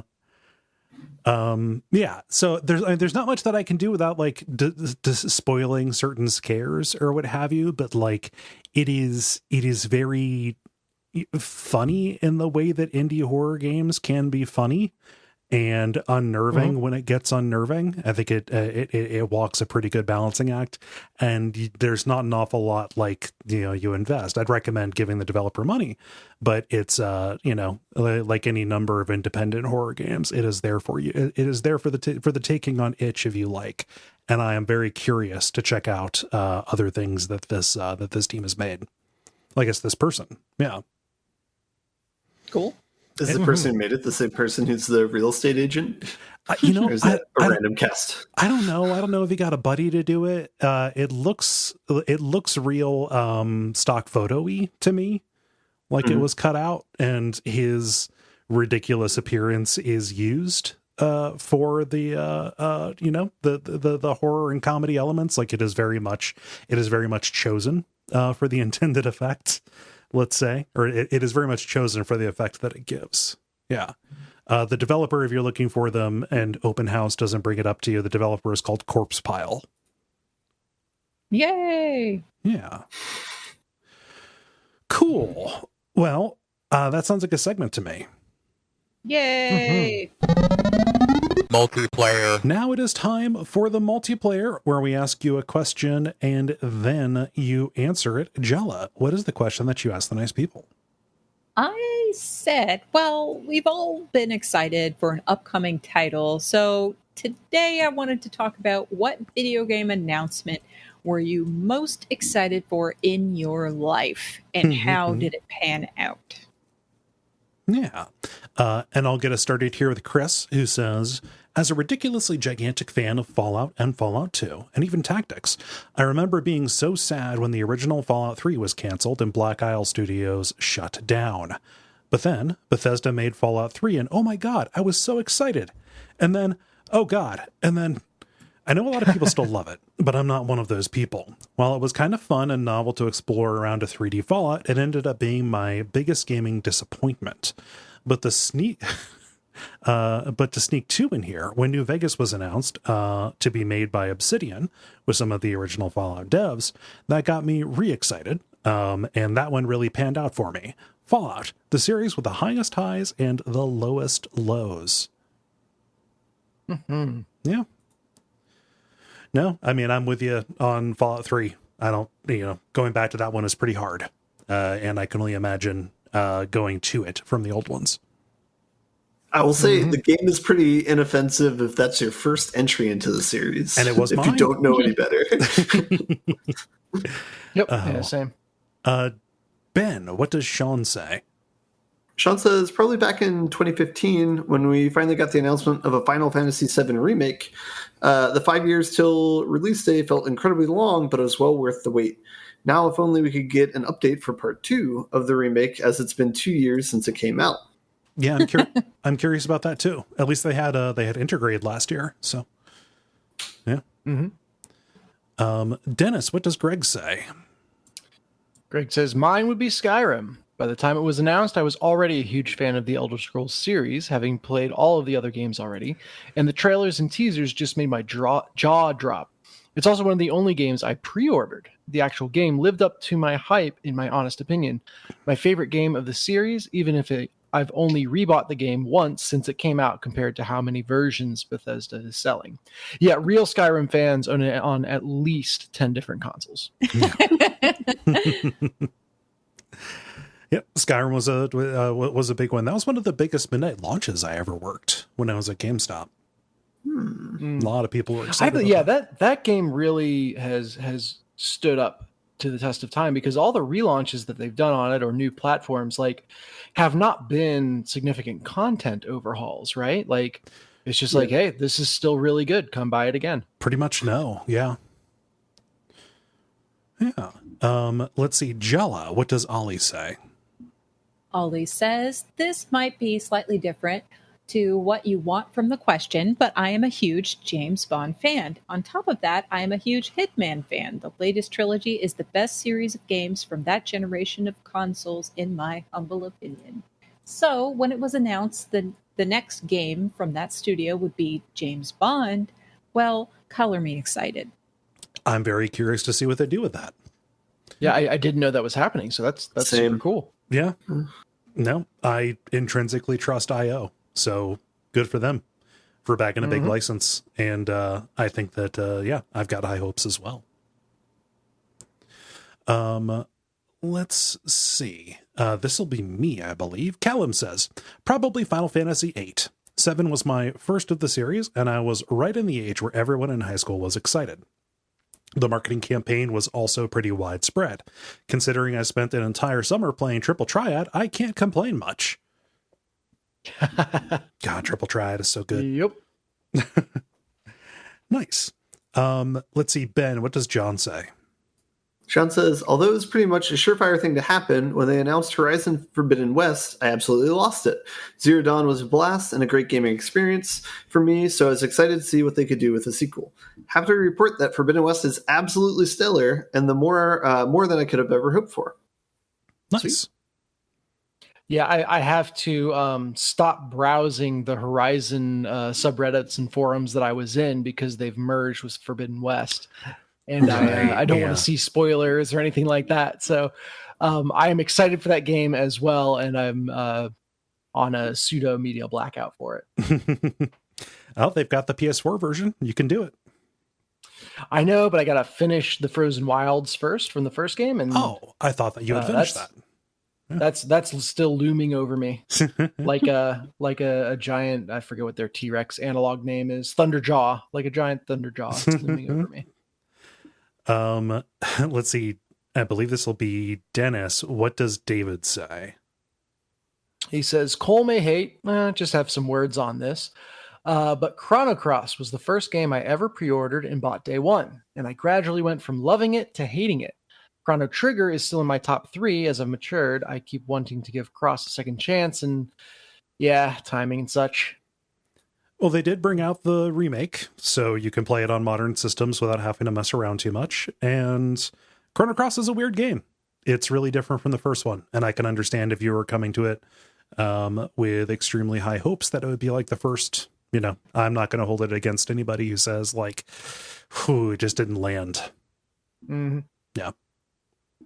No, see, I can be reasonable. I mean, David isn't hearing this because I absolutely revoked their ability to download and listen to the podcast. But I'm not like on a power trip or anything. Jolly, what does Jeremy say? Jeremy says BioShock Infinite. It didn't pan out. Wah, wah. Ben? I don't have your power, Cole. I can't do anything in this situation.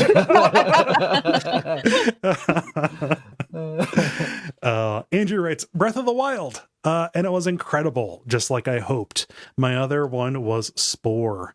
It was hyped as the ultimate strategy game. Yeah, fucking Spore. Yeah. That now I'm triggered just hearing that name. I bought the goddamn Creature Creator and I never bought the full game. Yeah, no, I got the Creature Creator too. I got Spore. Sorry, go ahead. The time when Will Wright was briefly Peter Molyneux. He was Will Wrong. Oh my gosh. So sorry, yeah, go back to what Andrew says because I interrupted. Yeah, no, that's my other one was Spore. It was hyped as the ultimate strategy game. Control a species all the way from single-celled organism to galactic colonization. Unfortunately, what we got was that technically, but way too much focus on designing things and pretty bare bones gameplay in all of the modes. I still had some fun with it because I was young and had the lower standards, but even then I was disappointed. Yeah, Spore was a huge letdown. Mm-hmm. I downloaded and watched a video, like he announced it at GDC and like walked through all the features. And I was like, oh my gosh, this is going to change everything. And then waited and waited and waited. And then it turns out the dick monsters that were made ad infinitum in the Creature Creator were the highlight of that game. Yeah. Yeah. So in reflecting upon this question, I've realized that anytime there's hype before people have played the final game, that cannot be trusted and should not be trusted. But like the hype that you get from reviewers who have played the game and like people who have played it like day one, and you get that like buzz or whatever, like that's usually when it's actually a good game. I literally talk about in my class the transition in power from kind of the established journalistic places to random streamers and just why people, what people want out of those things and how those people view their responsibilities. Like, yeah, it is. There's a very good reason that streaming is as big as it is, and part of it is the getting an authentic look. If a biased one or what have you. The nice part is that preview coverage, especially for bigger titles, is less of a thing now. You just kind of don't see it very much. And that has been replaced with like slow press rollouts, right? Like, okay, we have a schedule and we're going to keep something in the news every week to keep it going. But that also puts a lot of, it puts it into the community to make their own hype, and that can turn toxic if it's left alone. Yeah. Let's see, Ben, what does David say? David says, Wait, okay. Pokemon Red was my absolute favorite thing when I was a kid, and it was also the first video game I really loved, so the concept of a sequel was beyond me at that point. Needless to say, I was so excited when Gold and Silver were announced, and in my opinion, they more than lived up to the hype. Oh yeah, Gold and Silver were great. Yeah. Let's see, Dennis, what does Jeremy say? Jeremy says, as an adult, I really don't have much time for gaming, so I don't usually wait much for games, but Silk Song! Can't wait. That was the reading was informed by the by the emoji. Yeah, I can't wait for that either. Follow up to Hollow Knight. It's going to be good. We hope. Yeah, no, you can see aforementioned talk about hype. Yeah. Jala, what does Tom say? Tom says, I loved Amnesia: The Dark Descent so much so that I got involved in the modding community and played user-created mod campaigns. When I found out there would be a sequel, I got super excited. Then we got A Machine for Pigs, which, well, the mods people made for free had better design, art, and writing. I honestly would feel way better if I had just given the game's price to the modders. Support modders on Patreon, folks.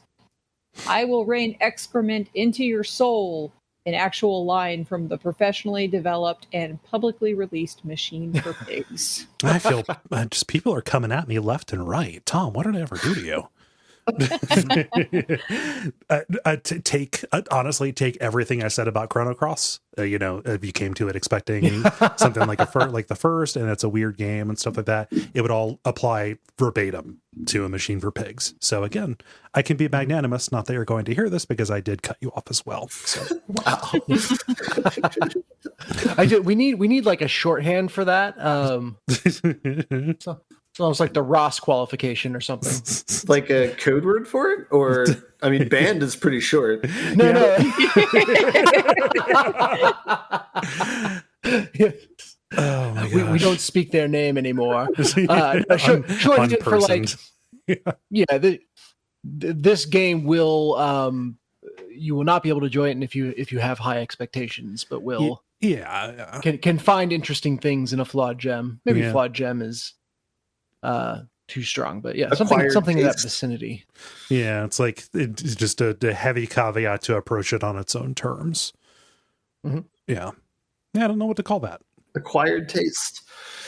I'm really pushing for this one. Sorry, background noise there. Just in case anybody thinks I'm actually banning people, I don't have that power. So I could ban them.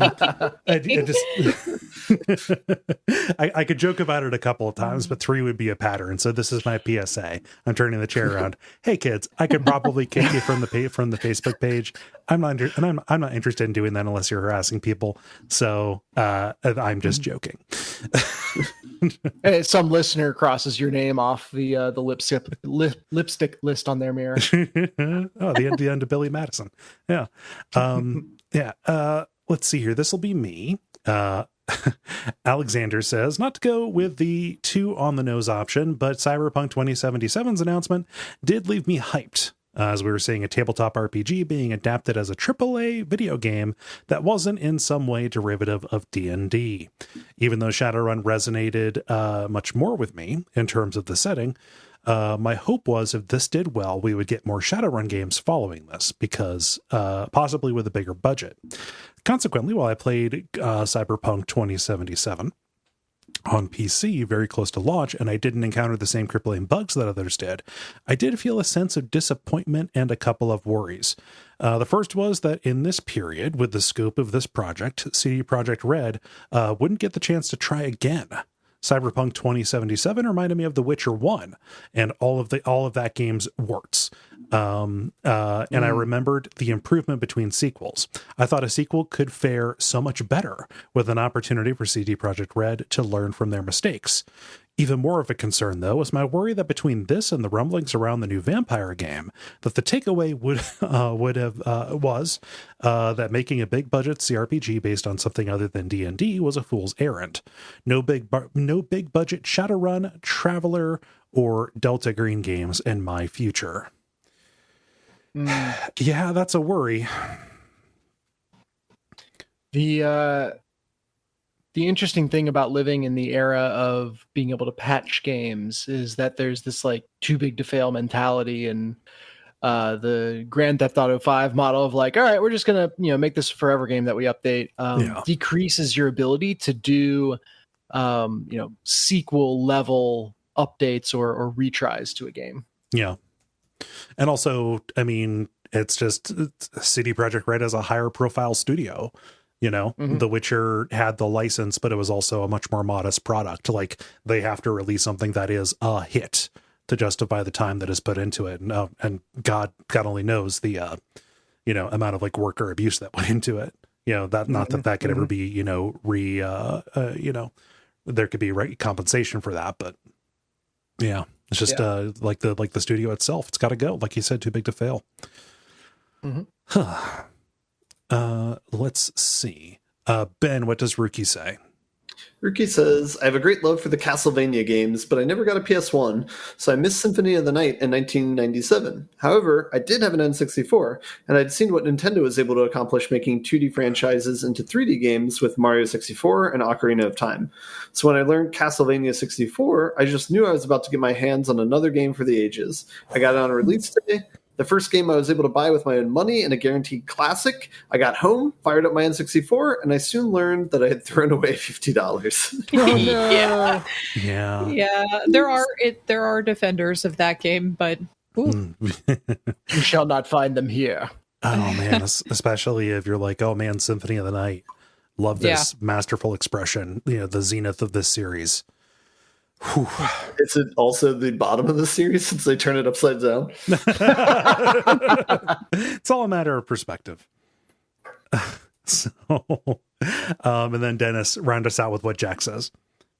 Yeah, Jack says, I don't think the pure excitement I had when I saw that one of my favorite JRPG makers was teaming with properties owned by my childhood happy place could really be matched by anything that followed. No comment on how that ended or whether that excitement lasted even until the game was released, let alone multiple subsequent games. Oh, wait, Elden Ring. Too busy playing Elden Ring to remember I was excited when From announced Elden Ring. What is this first one? I'm not sure what the first example was. I'm trying to guess. Established JRPG makers, right? It's yeah, Square Enix. What else? Could it be Kingdom Hearts? Yeah. Okay. Yeah, that's it. That's it. Perfect. There we are. Yeah, there we are. Very All good. These Ben. playing puzzle games paying off, man. I really. You just scrolled up to my story. What?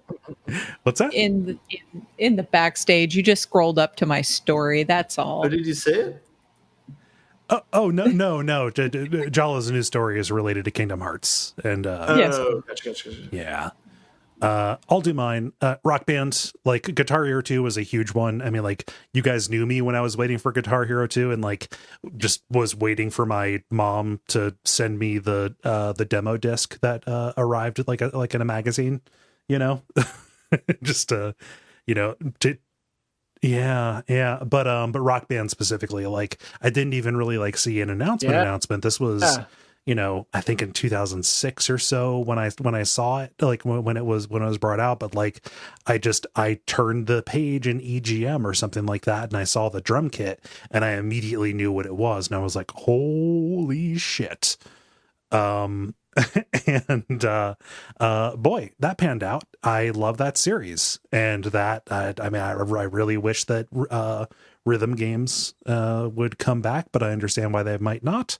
But it was a really good and fun time. Boy, just the lead up to Rock Band that released on my birthday. Like, I stayed, I worked the midnight for it into my birthday, and then brought it home and skipped class the next day so I could play it.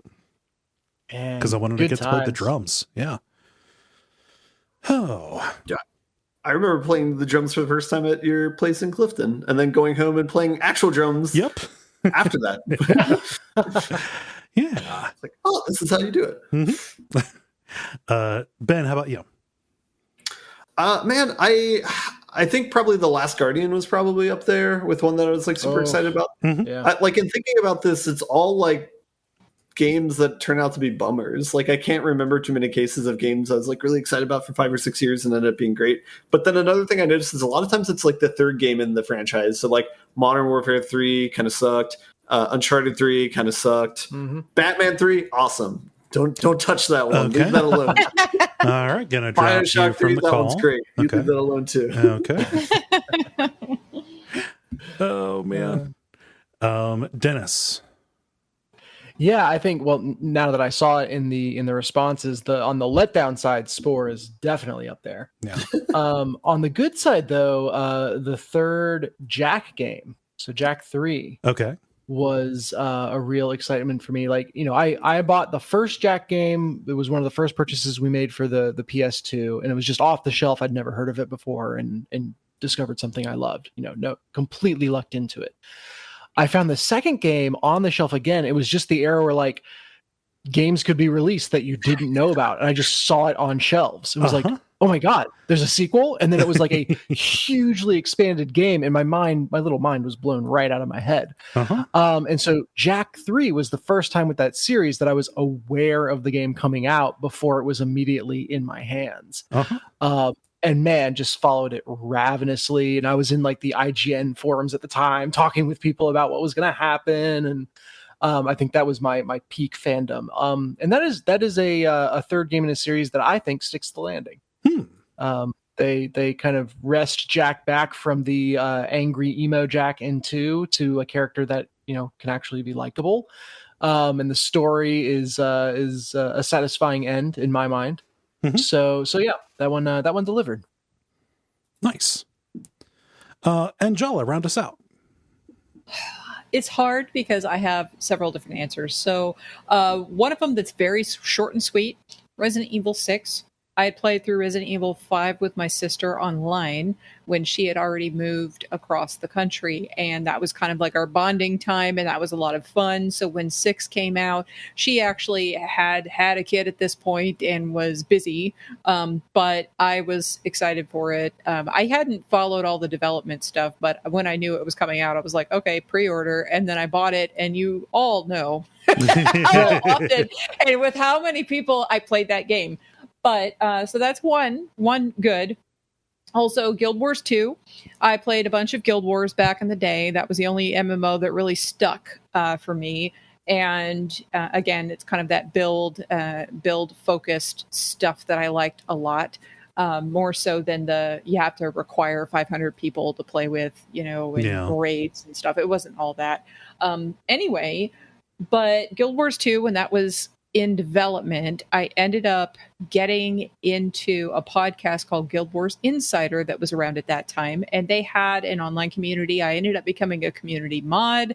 I ended up getting into like reporting in about some of the stuff that was going on in the beta and stuff like that for the website. And I ended up having like a guild on there that was really active for a while. And actually, fun fact, Guild Wars 2 is the reason why I'm even on this podcast, actually, because David had been playing Guild Wars 2 right about the time I was listening to The Level for the first time. It was like episode, 15 or something. And then I was like, oh, I have things to tell you about this game. And so I ended up playing with David, and then ended up playing with Dennis, and then playing with games with them, and then talking to them. It was like, you guys need somebody on there for my opinions. I am different than all you other guys, and I have a different outlook, and I play different things. And then at some point, Dennis is like, hey, I'm busy. Do you want to take my spot? And then that's how it happened. And then I remember you Sherpaing me through one of that game's many jumping puzzles, like the platforming. Oh, yeah, that was fun. It was like, oh, this is like a fun little... No, it was like, this is a fun little diversion that they hid. Like, what a fun little mini game. And then it just kept going, and the routes got more and more elaborate, and it's like, because there were so many jumping puzzles too in that game. It was a lot of fun. Great rabbit hole. Trying to turn into a jumping game.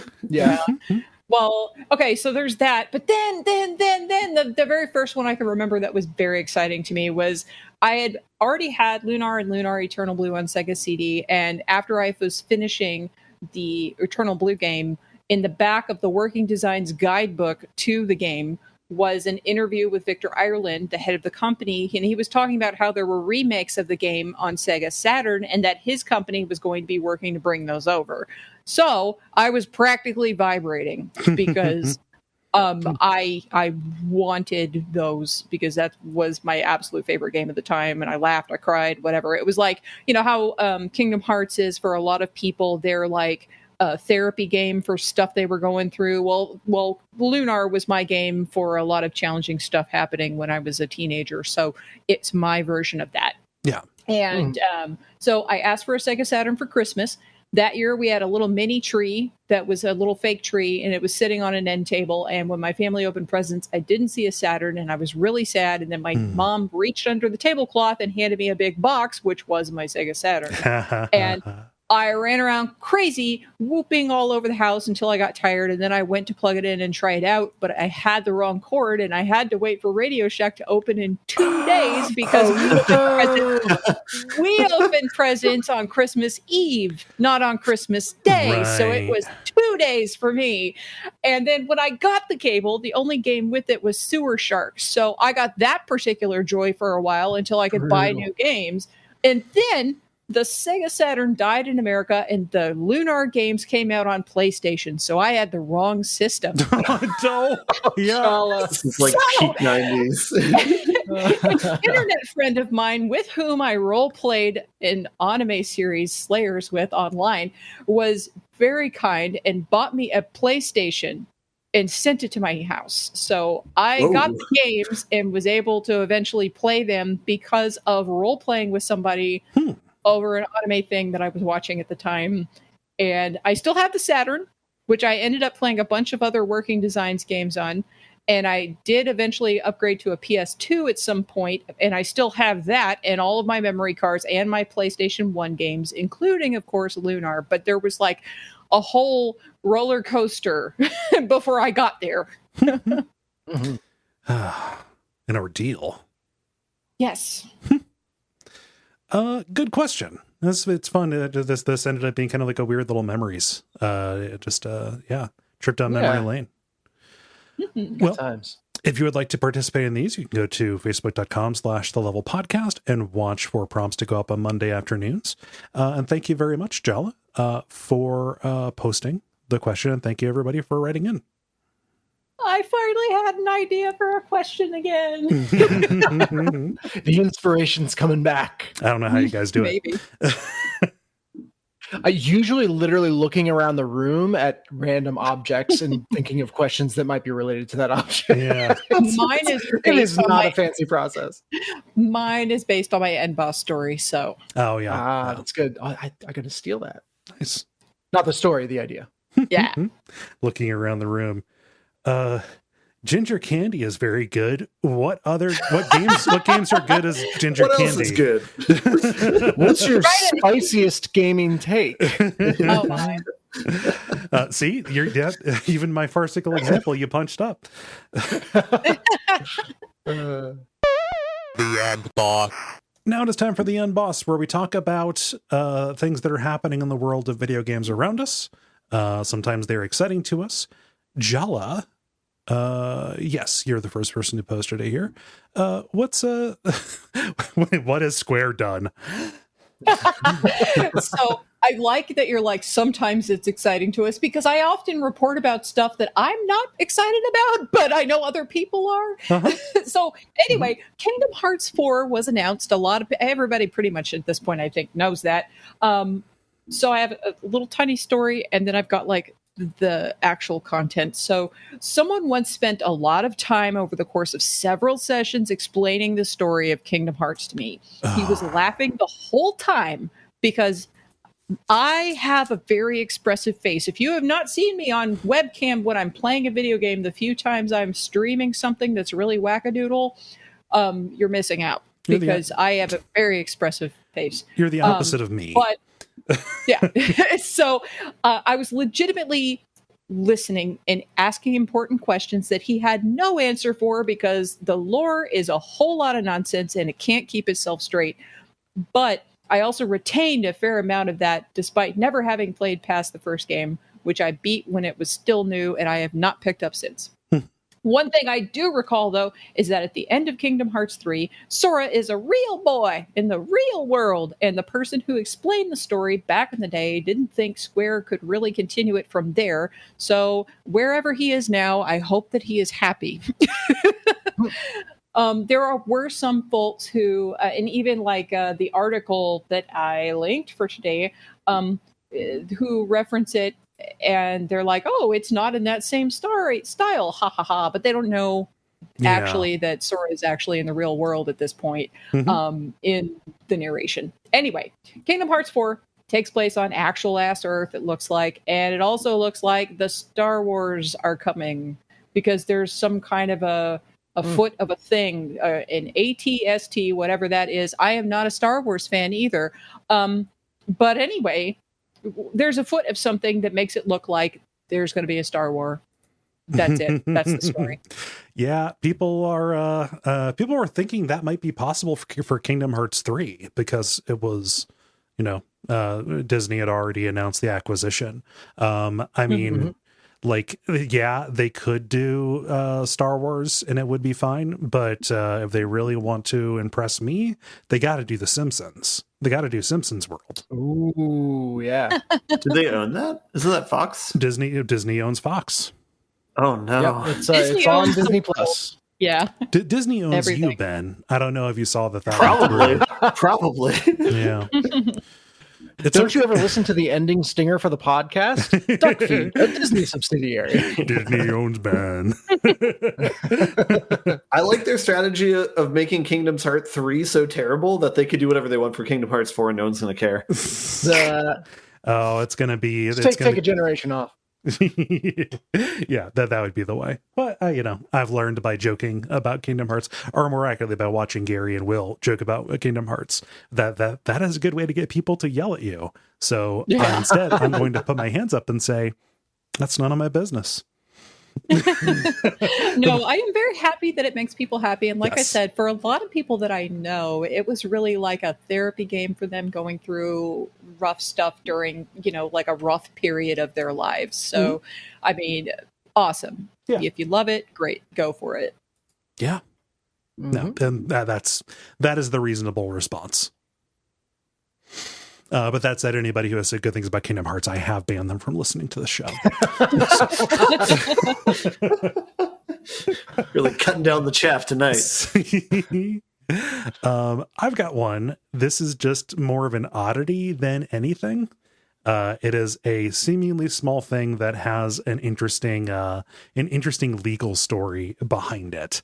I don't know. I think I'm just going through this since we did the Chuck E. Cheese episode, Watch Out for Fireballs, like talking about like the business and legal history behind that has made me kind of tune me into this in a way that doing those episodes always does. It's like when we talked about Tetris, I got kind of gotten the same way. So there's a new collection of Pac-Man games that has been released here pretty quick. And this collection of Pac-Man games also includes 1984's Pac-Land. Okay. This is a game that actually is considered to be the first side-scrolling platformer, or at least one of the first. It hit arcades, had a very strange control scheme, but it was based on the Pac-Man cartoon, which had Miss Pac-Man as a character in it. Okay. Miss Pac-Man created as basically a mod for the original Pac-Man, and then became official as published by Midway. That's really important. Midway was the original publisher of Pac-Man here in the United States. In the intervening years, as Namco has kind of gotten more of a presence here, Namco has kind of gotten back most of the distribution rights. That said, Namco's grasp on the character of Miss Pac-Man with the red bow and the red boots is a little bit more contentious. Okay. Sometimes Miss Pac-Man will show up. Sometimes Miss Pac-Man is going to be omitted entirely. This story of this re-release of Pac-Man is straight up an erasure. It is an alteration. Yeah. A lot of the games are ROM dumps, but the developer who put this thing together had to go in and change. I think they changed Pac-Man's wife's bow to a little pink hat. Gave her red gloves instead of the orange ones, and then changed her red boots to pink heels. Pac-Man, Pac-Baby has a new mom. It's a stepmom. And literally, they're calling her Pac-Mom. Wow.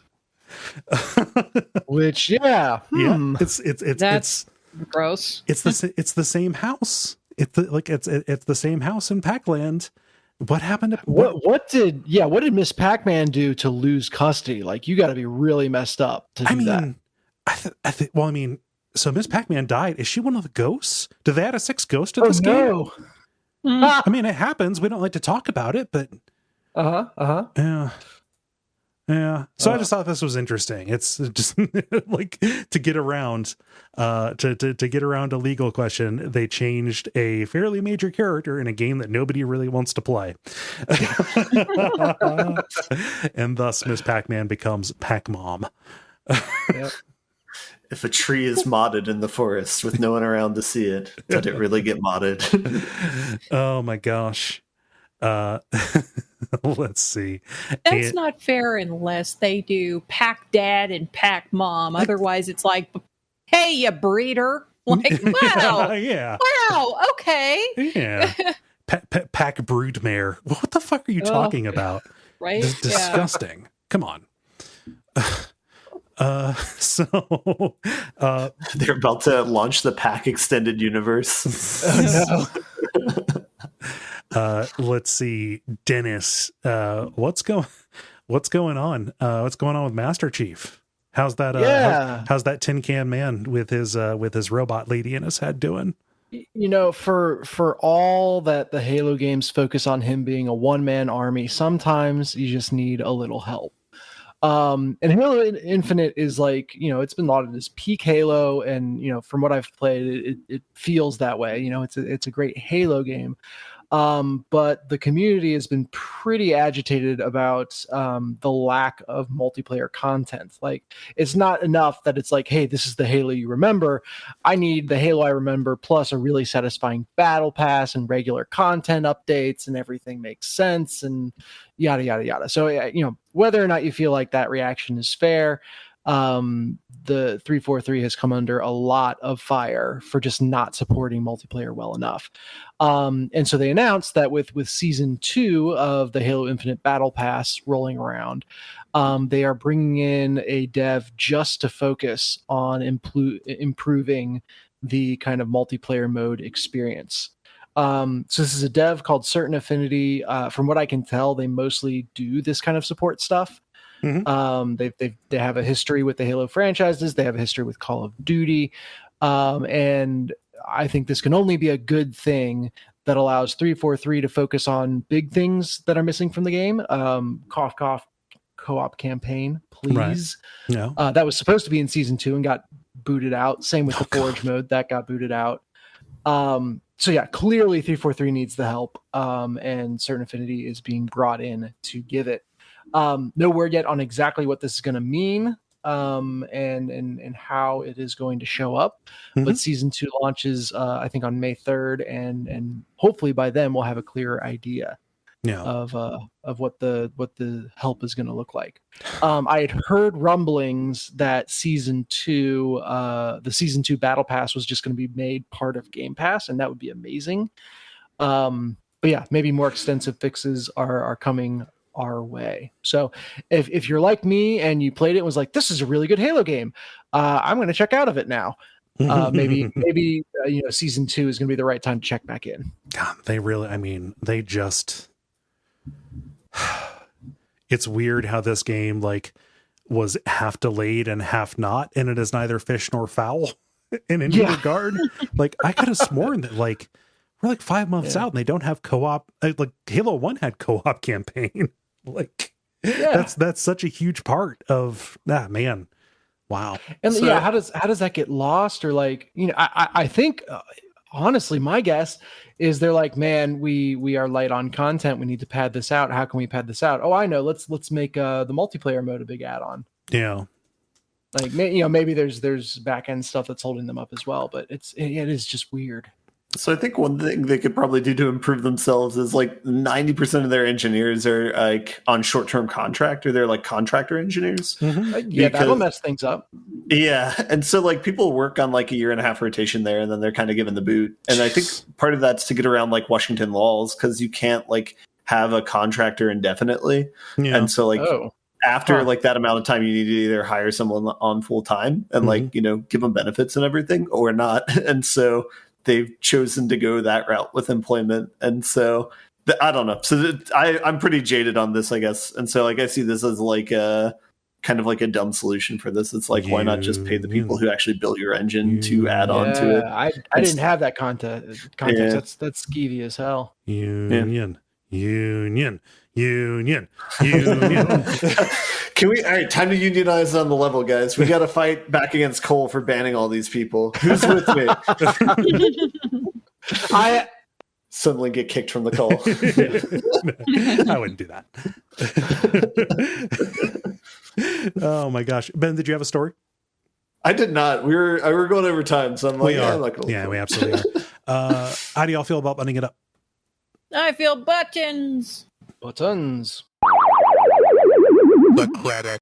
Thank you so much, everybody, for listening to this episode of The Level. Level number 410 didn't make a joke about 409. Is it Formula 409? Is that what that is? The cleaning stuff? Sure. Yeah. No, that's going to kill me. It's going to kill me. We'll have a lot of information next week when it's 411. Aha! Yeah. Gonna keep this short. You know the things you can do. You've listened to a podcast before. Patreon, Facebook, telling your friends, coming back next week, all of that good stuff. Is there anything big I'm forgetting? I don't think No, so. but the next time I'm on, I'll probably have big news. But not this time. Okay. Later. All right. Ominous. Okay. Cliffhanger. Indefinite cliffhanger. Well, I've been Kole Ross. You can catch me on Twitter at Kole Ross. I've been Dennis Furia. I'll do an earnest one this time. You can find me on Instagram at Deck of Wonders. I'm Jala-chan in places. You can find me there. And I've been Ben Merkel, and you can find Dennis with underscores in the Deck of Wonders. On Twitter. No, Yeah. that's the problem. On Instagram, it's not. On Twitter, it is. No! Oh, it is? Oh, shit. Yeah. Sorry, dude. And stick around for some Doesn't make titles. sense.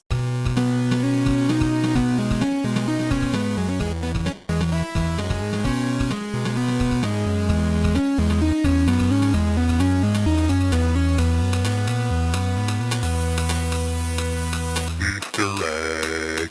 Who has titles? I have a few. Okay. So, with or without the made of, but made of feathers and knives. Nice. Okay. We get it. You're a dad. I almost said that to Ben just a second ago when he was doing the 411 joke. Very good. I would have appreciated that. Yeah. Band is pretty short. Mm-hmm. Okay. And Disney owns you, Ben. Okay. I have big gulps, huh? Yep. Did you have that as well, Dennis? I had big gulps. Yep. Yeah. I also have Will Wrong.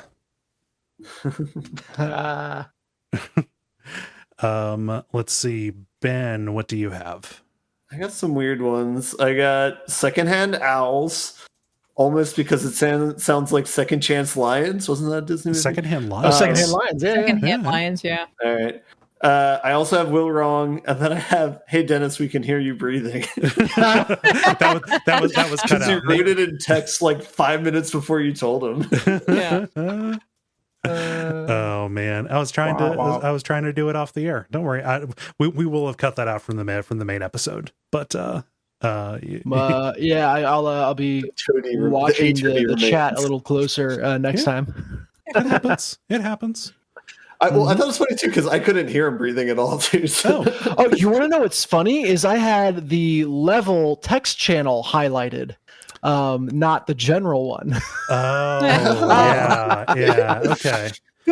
Why would you ever look in the level channel, Dennis? I played myself. Let's see. And then, Dennis, what do you have? Yeah, so I had the big gulps, huh? Okay. I also had band, Okay. and then of course Will Wrong. Okay. By votes, it's Will Wrong, but that didn't get a big uproar. Big gulps. It's pretty on the nose. I wanted to tell Ben that Disney really does own him because he was trying to use a title that referenced a Disney movie also. Ooh. Secondhand lies? So Whew, it's inescapable. I mean, it's inescapable, and it's a big problem. Mm-hmm. Antitrust laws in this country. How do you guys feel about big gulps, huh? Yeah, I like that. sure. Okay. Would you do that or just big gulps, huh? Is that quoting something specific or is it just a good reference? It's from Dumb and Dumber. Yeah, there it is. he says, big gulps, all right, when he's walking by somebody at a restaurant. With an awkward pause in between as the conversation is dead. Yeah. I'm going to keep the so in there so it properly gets the inflection. Excellent. All right. Well, Yeah. see you later. Yay! Yeah.